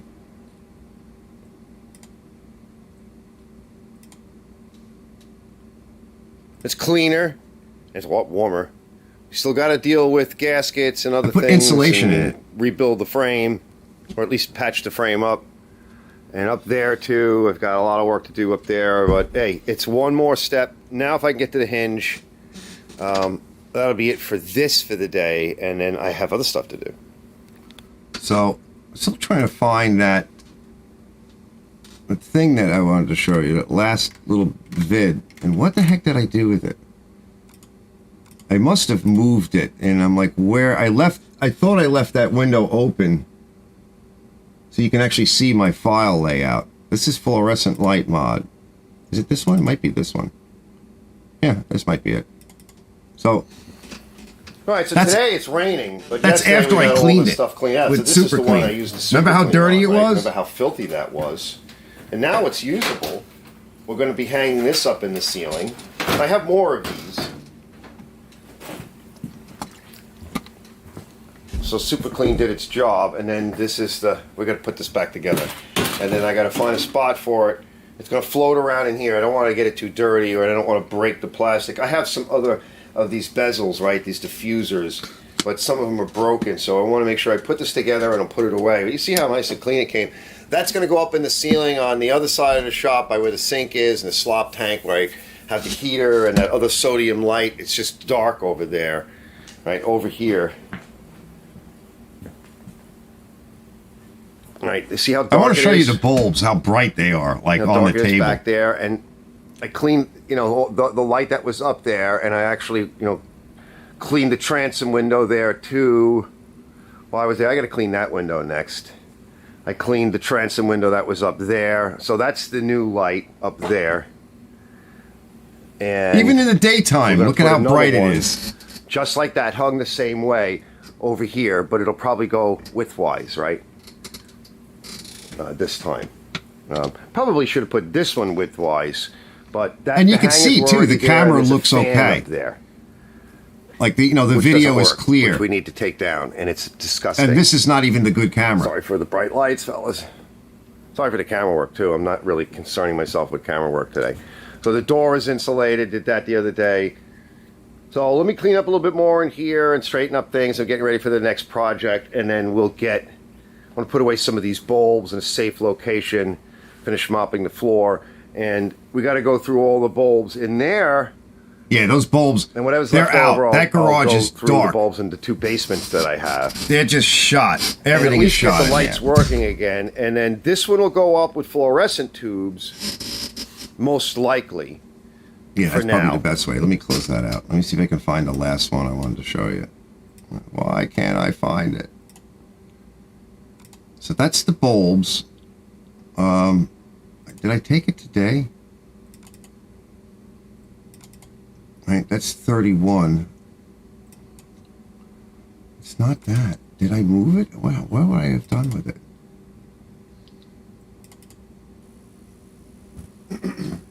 Is I've taken, and on the other side is I've been.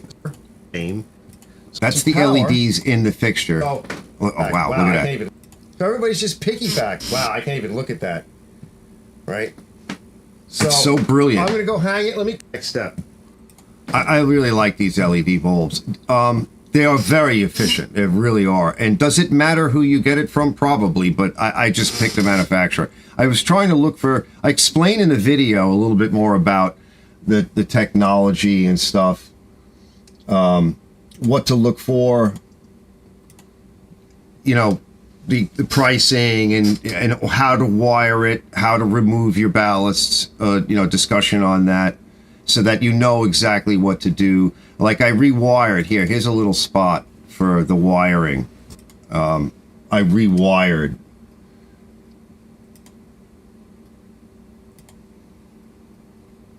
So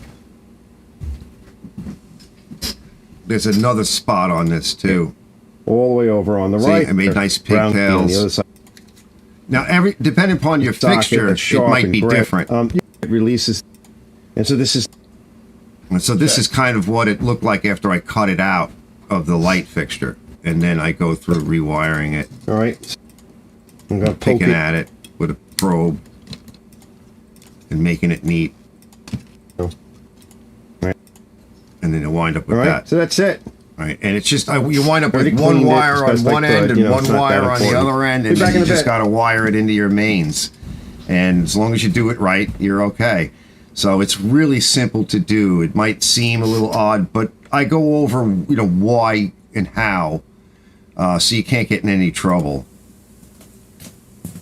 And then, right, so you got a wire on the left, So what we white, have, and a red wire on the so I use right. a black wire, right, to the Right. red, as you can see. And it's just really simple And just- to I'm do gonna once you tape once you these, understand and it. when I'm done, we'll put the cover, right? Well, so you don't get ground. And I go or through the connected coloring and color codes and stuff. electrically. There.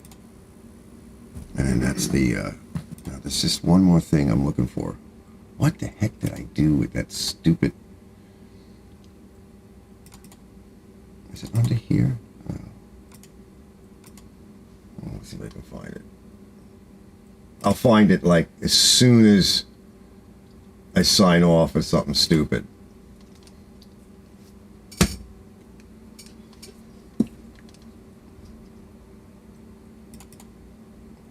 What would I have put it in?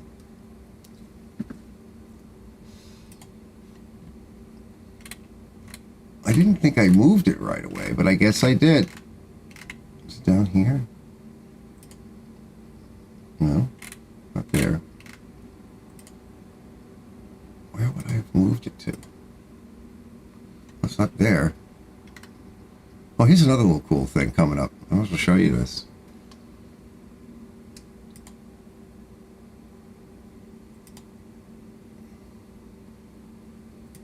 Check this little guy out.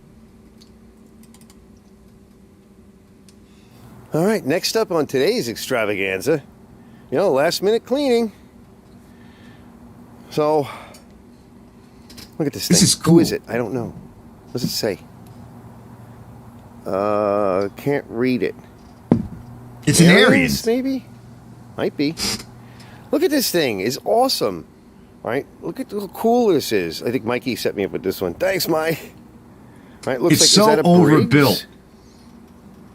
Or a Takami. I don't know. We'll It's get Takami. closer.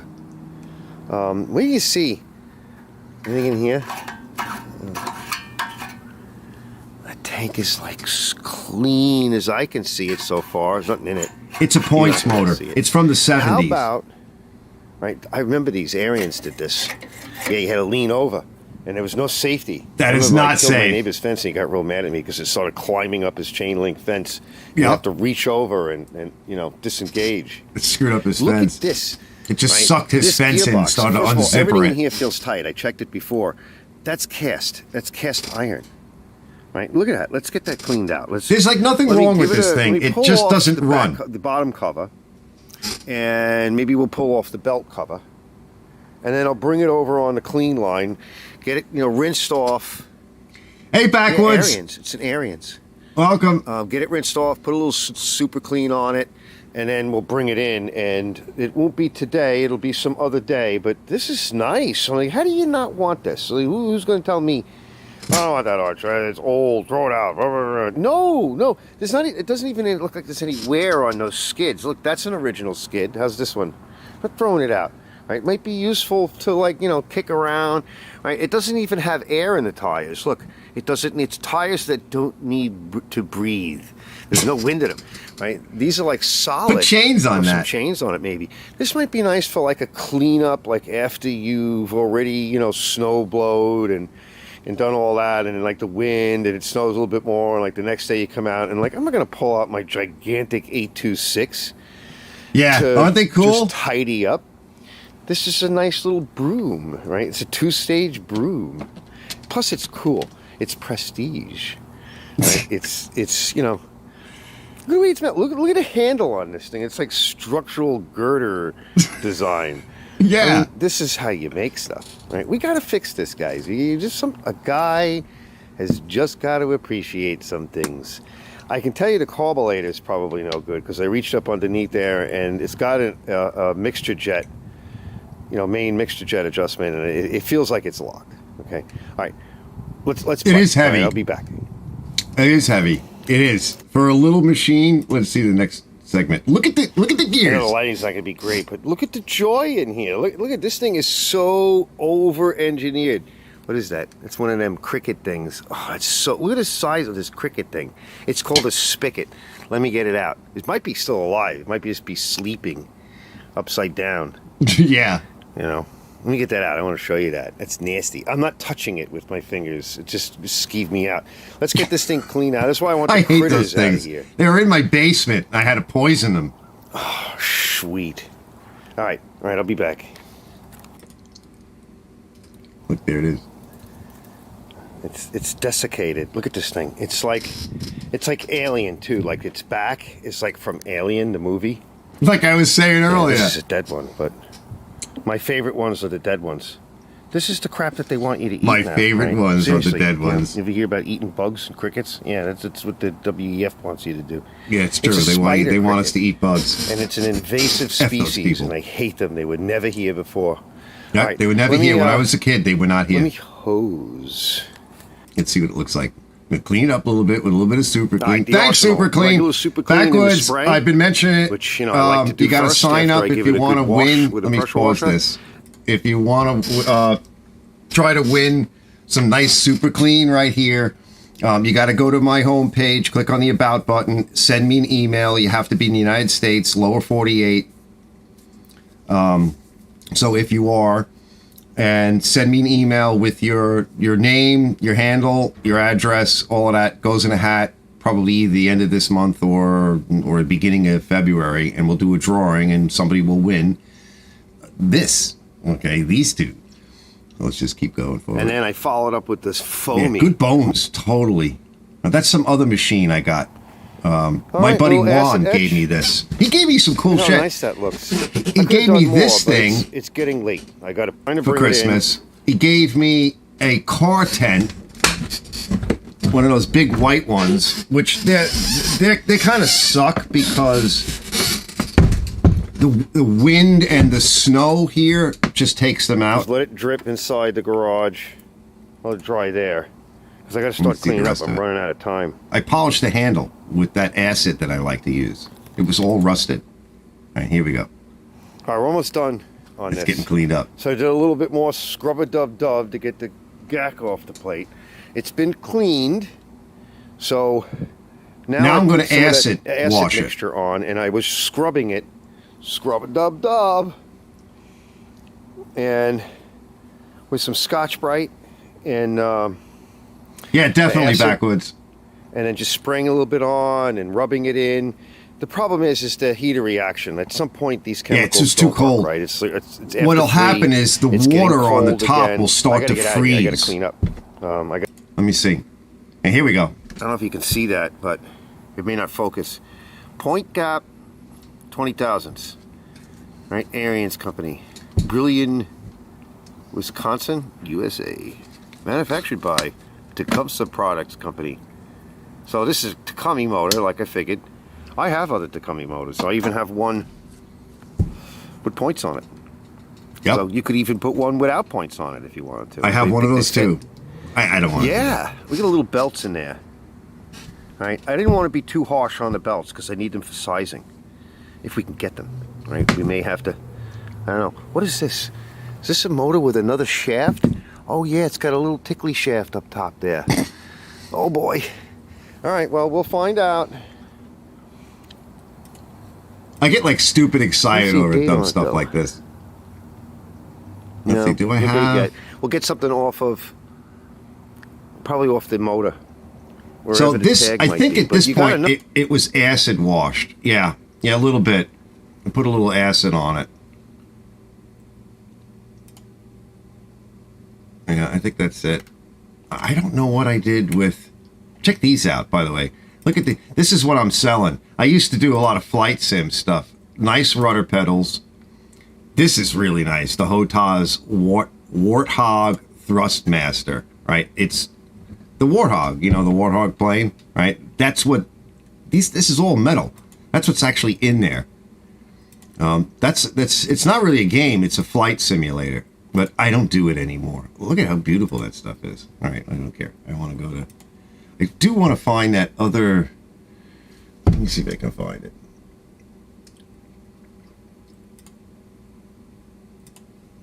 See if I can find this last thing. And I keep getting sidetracked because, it's late and I don't know what's going on. Where would I have put it? Here? No, it would have to be today, which today is basically the 1st. I couldn't have gone too far.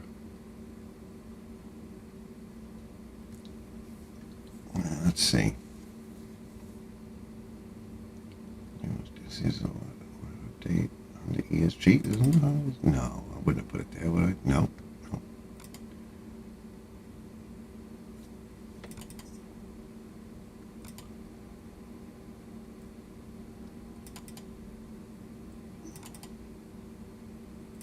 It's definitely not that. Oh yeah, here. I'll show you this real quick. So I just finished this machine.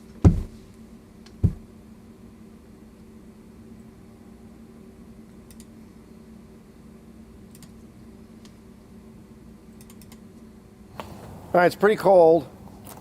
So let's just do This is a another regular one. start. It's been sitting out here for a little while. Turn the fuel on. And I want to move Woody, it. I wanna really? move it in the garage. Get out of my way. All right, we'll go Look at this. almost full Talk about power. old bones. I just finished it. It'll be Bunch on of the channel primes. soon. Let's The see. customer was like, he was really happy. I did not charge a lot to do it. I really did. It mostly just needed a tune-up, cleaning, lubrication, and some paint. And I put a HIPAA carburetor on it. This is the one where I put the HIPAA fixed jet.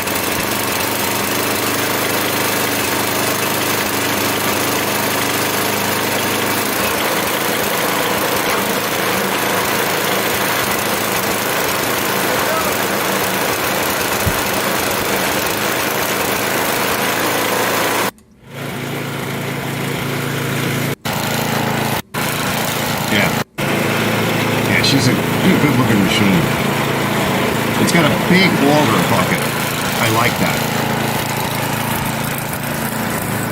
Yeah, they come out nice. I do a couple every year. I can't do them all the time because I don't make enough money doing stuff like that, but I do like to restore a few of these kinds of machines every year. The older ones that are still worthy.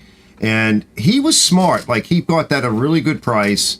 I think he used it for a little bit. Somebody had painted it. The paint just kind of flew off of it. It was terrible.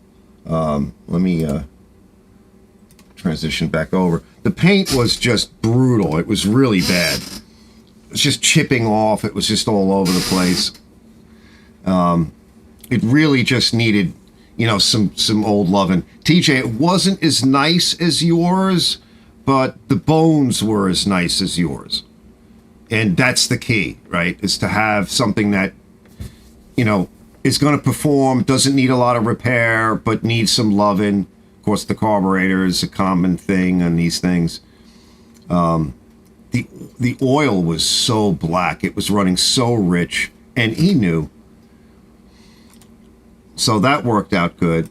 And I'll put that video together at some point. So one of the things that I've been doing is, that's been helping out a lot, is I've been using the live stream stuff. See over here, right? I've got the A10 Mini here, right? This thing with all, this is the switcher for the cameras. And what I've been doing is setting up the cameras in the shop for the stuff that's in the shop, okay? Because I have to run cables. I run HDMI cables, DVI, HDMI. Run the cables over to the camera from here, over to the cameras. The cameras are on mains, so I have these little power supply adapters that run up into the cameras.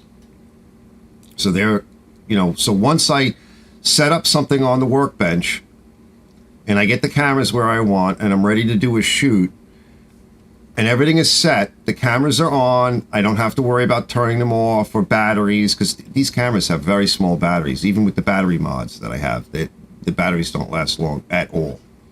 So now I can set it up, I can go take a break, go to lunch, go run to the bank, whatever, come back, everything is ready.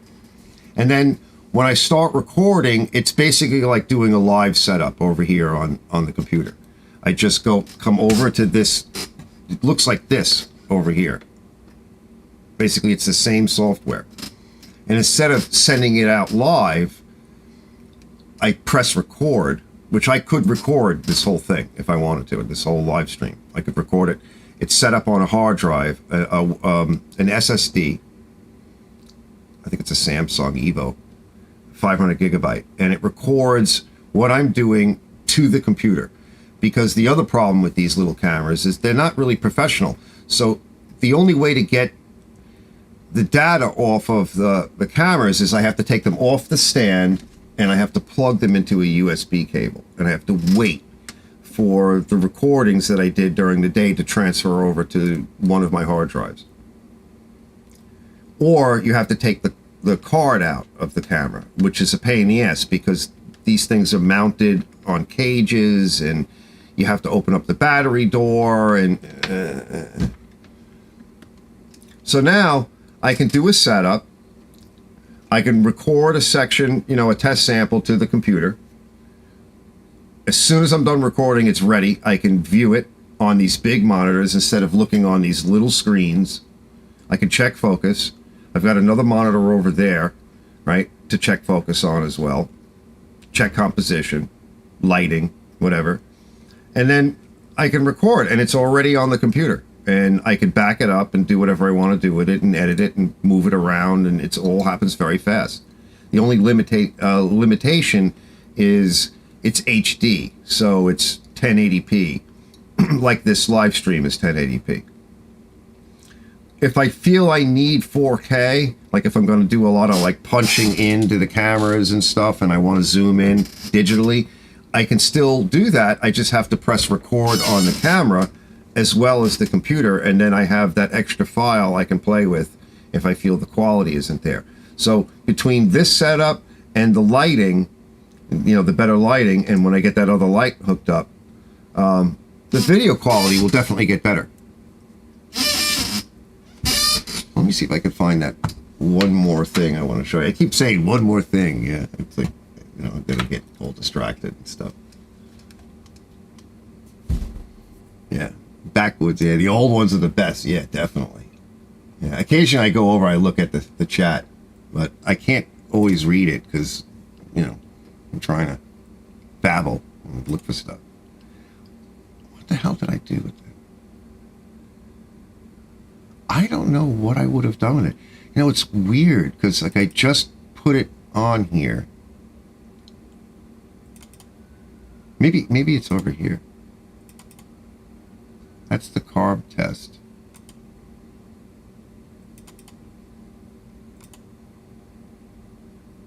I wonder if it's... Yeah, I don't know what the hell I do.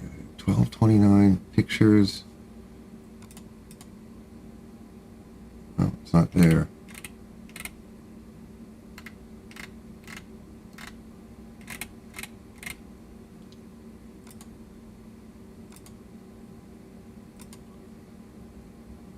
What's this? Use it with Nope, any not kind that. of ballast. Okay, you have to. I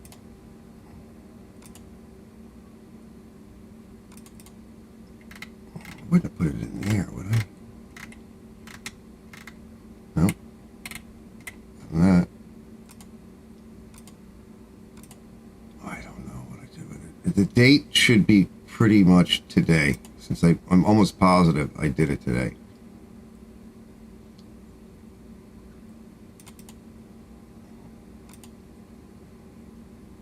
Now it's bothering me. It's like, what? Where would I have put that? Is it here? No, it's not in there.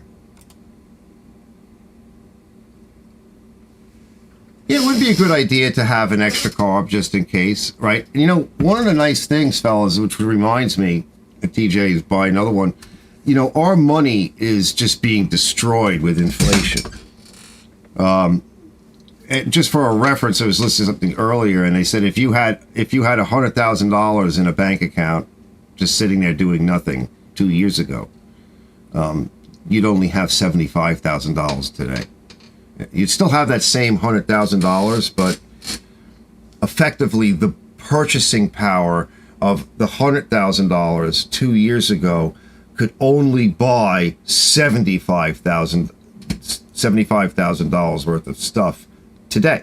So within a year or like 2 years time, we've lost $25,000 from a $100,000 initial, amount. It's not 8% inflation because they don't measure inflation the way they used to measure it. Yet they keep saying that it's no more than it was, than it was in the 70s or whatever. It's absolutely insane. And that's, by the way, that's one of the things that I want to talk about on one of the live streams coming up about Honda and, companies that can't toe this line anymore. They simply can't do it because of the restrictions, the EPA restrictions, the United Nations itself with this WEF nonsense that they're pushing on all the nations of the world, including with this green nonsense, right? A lot of it is. It's about making money, carbon credits and everything. It's about them stealing money from us, blaming us for polluting. Meanwhile, the biggest conglomerates of the world do 80% of the pollution, and it's our fault, right? It's our fault. So it's the same thing. It's always about cui bono, follow the money, the old Latin phrase, and corruption and stealing and trying to push us, because the whole thing with the UN Agenda 2030 is that they want to take the wealth. It's collectivism, it's socialism, it's communism. They want to take the wealth from the people that have it. In their view, it's us. And move it, share it with the people that don't have it. They're not going to take their wealth. Meanwhile, they have most of the wealth. No, they're going to take our wealth and spread it around. Okay? That's the idea. So it's your fault because you have too much stuff, right? You have lawnmowers and you live too high on the hog. So we're going to get rid of your food. We're going to get rid of your power. They're doing it in Germany right now. They're just destroying Germany once again. Last time they did that, it didn't work out very well. Remember? Yeah, you remember, the Weimar Republic, Germany, circa like 1923, and they were crushing them because of the First World War, and they were crushing them, and they went totally bankrupt, and then that guy whose name began with an H came to power, and shit hit the fan. Yeah, well, that's going to happen again, right? The law of unintended consequences is going to come back. to hit us all in the ass if we don't stop this nonsense. And it's really going to fall upon the United States to stop it. Because we have this thing, I think they call it the Constitution, right? So we really need to pay attention. And people say, oh, it's politics. Listen, everything is politics, right? Everything we do, we touch, we use, we breathe, it's all relates to politics. As an adult, sooner or later, you come to realize that, and it sucks. It has nothing to do with the left and the right. It has to do with the people that are actually in control, and they don't care about whether you're on the left or the right. They might lean more to the right or to the left on any particular decade. Like right now, they lean more to the left, but they really don't even care about that. It's just a vehicle to get what they want from us. So we need to find a way to figure out what their game is and just say no. And just say, no, you're not doing that here. Right? We're not, we're going to take away your pew-pews. No, you're not. No. You got to point it at them. We're going to take away your food and your cattle, which is, they're trying to do that. No, you're not taking it. Right? You got to find ways around it. In fact, I actually want to start buying beef from some of the local providers that are up north, right, in New York here, where they have cattle and everything, and you join a cooperative, and you get like mint beef. It's like it's not like mass farmed beef like we buy a lot of it, which by the way, a lot of that goes to China to be packaged and sent back to us, and they make steaks where they they have meat glue and they glue sections together to make something that they sell to us. It's insane, right? I want to get from cattle people where they actually grow the beef, and usually it's like grass fed. If it's not fully grass fed, it's grain fed, and then they grass finish. So they put them out to pasture for a period of time. They fatten them up, they grass finished, and then they go and they get processed, and then you buy it. And my friend Steven gets a delivery. The guy comes from upstate. He's got a bunch of customers down here, brings the truck down, and you have to have a freezer or something. And I think it's about $500, but at the point in time when he was doing it, he would fill his freezer, which is enough food for the entire family for like most of the year. And he eats too much because he's like this now. I'm like, dude, you're living a little too high on the hog. You gotta cut back a little bit, just for your health. But he's got all kind of great cuts, and I've had some of it. It's really good. It's really good. So that's the kind of stuff. They say that the best way around a lot of this stuff is to develop an alternate economy. And that's what they're trying to put a stop to. Even if you're selling stuff on Facebook, like now this year, right, the government is going to be looking for you to pay your taxes because you sold a used lawnmower on Facebook Marketplace. Right? And when they go over to the digital currency, you won't have any cash, so you won't be able to hide it. And then to make matters worse, right, they want to do what they're doing in China, where you use your phone, right, to pay on your Cash App, and somebody buys a lawnmower from you, or you buy it from them or whatever, and you buy your food, you buy your gas, and they're like, ooh, Mr. So-and-so, Arch, we don't like your politics, right? Maybe, you know what? Maybe we're going to fine you, right? You're not in the green anymore. You're in the red or the amber, because they have a social credit score. And those people there, they can't get on a bus or a plane or whatever, or they're like, you've been eating too much meat, right? That's bad for the environment. It's bad for you. In fact, it's driving up our health care cost for you because we cover you. So, when you go to the register and you go to pay, it just goes, you can't have that. Choose something else. Choose something more healthy, like these crickets, fried crickets, or not fried. We air bake them, right? We air fry them for your health, right? So I'm not kidding, right? This sounds sick, but it's already happening. And it's not happening here, but it's happening in other countries. And now they got this thing, by the way, in Oxford, England, where it's called, well, loosely, it's climate lockdown. Okay, and what they have is they want 15-minute cities, and they're doing it in England, in Oxford, where you can't drive any more than 15 minutes. They want your job, your hangout spot, and your little box that you live in within 15 minutes. And you can only go outside of your zone 100 times a year. And any more than that, you have to go to the town council and get permission. And to go outside of your area, you have to go out in a specific exit area and drive all the way around to come into another zone, because they don't want you going directly through somebody else's town, because you smell bad and you're cattle and we don't like you, and we're going to tell you how we want you to march and where you want. It's already happening, right? This year, they're starting it. It's insane. And if you say yes to this, right, that's why a lot of people are moving out of the big cities. Like here in New York, it's like a ghost town, right? I remember going into the city when I was younger, and even 10 years ago, it was a zoo during the day. During the day, when the lunch bell rang and people wanted to go somewhere or they're getting ready to go home, the buildings would empty out. Everybody was on the street, and it was a mass of humanity pushing its way through the streets to get to the subways or to where they lived or whatever. Now you go there during the day, and it's like being there on a weekend, because most people live on the island and they would leave, and the traffic would be insane. Nobody wants to live there. Like, they don't even want you working there. Huge exodus of people. Huge. And that started during the COVID lockdowns, because people were like, oh, we don't like what's happening. This isn't good. Right? We're out of here. And the people that had money left.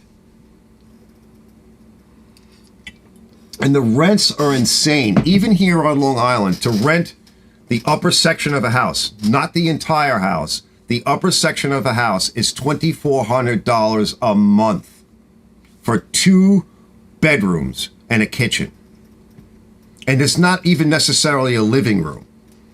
It might be a little room that you can put stuff in, but that's insane, right? Who could live like that? No. So a lot of those people that live in these places, they're on state aid. So it's tax money subsidizing their ability to live, which is what they want. The owners want that, right? Because now they got you. Because the only way you can live here is because the state is paying you. Taking money from somebody else and giving it to the other person, right? Equity, they call it. Equity. Yeah, equity. Give me your own guts. So they don't want you to have anything. And it's getting bad. Like DJ will tell you, right? Even where he lives, there's a lot of people and it's getting very expensive. But they're corralling everybody into certain areas. And what'll happen is you have no way out at some point, because how do you get out if you can barely meet your bills? How do you get out? They're corralling people. And then in where I used to live, right, which isn't even that far, when I moved out here, it was getting so bad there that people were renting out their basements, they were converting their garages, right? And it's packed. It's like the city, and it was suburbia when I grew up, but not anymore. Long since gone. And the problem is a lot of those people that are living in the garages and everything, they're not paying the taxes into the school system. So all those increased taxes go on the homeowner, and that homeowner can't afford it. Now they have to rent out a big section of their property or their house or whatever, even if it's illegal. They have to. They have no choice because they can't live there otherwise. So they have to share their house with people they don't know in communities that don't know each other anymore. And then all those people go, and it has nothing to do with white or black or Latino, or it doesn't have anything to do with any of that. That's all crap. I live in a place, and TJ will tell you, it doesn't matter where you come from, because you come from everywhere here. Everywhere. Right? Everybody is here. Right? Everybody gets along for the most part. You get your idiots and whatever, but you get that anywhere. Right? People get along here because it's stressful, and there'd be no way if you didn't get along. So it has nothing to do with racism or anything. Those days are gone. They were around. Maybe when I was a very young kid, it was the end of it. You're talking 50s and 60s maybe, but no, it's just money. It's just the powers that be want your money, and they really don't care what color you are. You bleed red and you paint in green. They want it. Yeah. So I can't find that stupid thing. I don't know what the hell I did with it. Live stream wire chat. I don't know what I did with it. It's pissing me off because it's like I must have shoved it into a folder somewhere. Yeah. And the funny thing is, like, my buddy Juan, right? It's like, you know, he's Latino. Well, his name is Juan, right? I'll say he's Latino. I live in a very Latino area. And, well, everybody's here. So but more of them are coming in. They're the immigrants that are coming in right now. When I was a kid, it was Italians, it was Irish, it was Polish. It was some of the Jews were still coming over, but they were here for longer because of the war, right? And then the Portuguese came and the Greeks were in and out forever. And then they usually go into certain communities. They just do. They like that. But a lot of times they have to, sooner or later, they have to all mix in. And he tells me, he's like, it's not going to work the way they think because a lot of the Latinos that are coming over, right, they're very conservative people. Like they're religious and they're conservative. And the left isn't. And they think they're going to get these people to do what they want because they're giving them stuff and they don't have to be, you know, they don't have to be, right, where we did. That's only going to work for a little while because if you talk to them, they're quite conservative. Like they kind of scare me. They're like, they may even be more conservative, some of them, than like American conservatives are, like that have been here for a long time. So I don't know how this is going to work out for the people that think that this is going to work out in their favor. I don't think it's going to. I think they think that they can pay these people off, and that's not going to last forever because they're very hardworking. And the other burden that they have too, which most Americans don't, immigrants don't, is they send a portion of their money back to their family that lives in whatever old country that that they come from, South America or whatever. And it's really expensive here. So they have the burden of trying to support themselves here and send some of that money back. I don't know how they do it. They do sometimes live in the smaller apartments, or in some cases there'll be, maybe two families to a small area. They'll share it. They bunk with each other. You do what you got to do to survive. I mean, they're just coming here, many of them. And hopefully there's enough work for them, so that they can make a good living. And a lot of the ones that I meet that are older, that have been here for a while, usually do fairly well for themselves.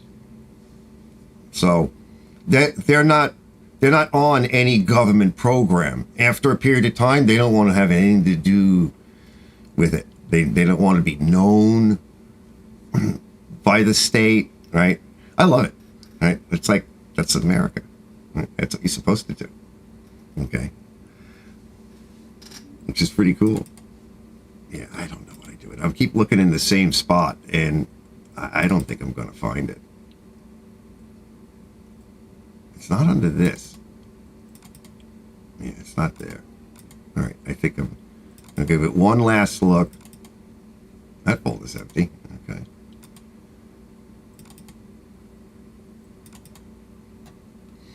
I can't believe it's not this one. I just took this footage too. And I know as soon as I sign off, I'm going to be like, oh, here it is.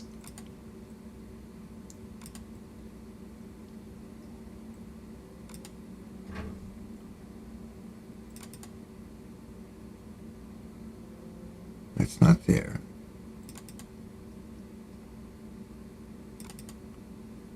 Yeah, I don't know what to do with it. All right. I don't know. I'll find it later, I guess. Anyway, so I was just to finish up, remind everybody about the Super Clean. It's getting late anyway. I've been doing this for a while. And I want to wish everybody, a happy new year and everything. And thanks for helping out with the channel and everything. The this past year was pretty cool. The beginning of last season, the channel started to pop. It was like, really starting to hit a little bit, and I was like, whoa, and I remember one night I did that Rickle mower, and for some reason or another, that Rickle mower, people liked it. And I remember one night I was watching. I've never seen this before because this is a new experience for me, but it was like 50 views, 100 views, 150 views, 200 views, 300 views, 500 views, 800 views, 1,000 views. And I'm like, what? Wow, that's bizarre, right? That was a cool feeling. I think it like topped out at over 2,000 views, maybe 3,000 views, whatever. But not that night. I know, TJ, I'm going to find it at the end of the live stream. I don't know what I did. I just don't know.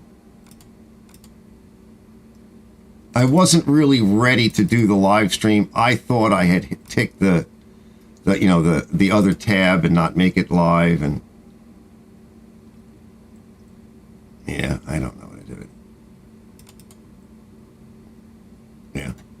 All right, I'll put this last thing on just because it's fun, and let me cue it up, and then we'll get out.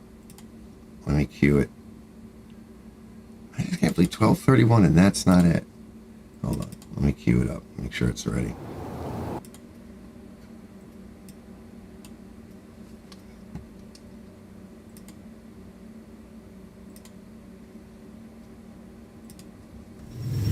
Now, that's 43 thousandths, kind of. No, that's not what I want. Hold on.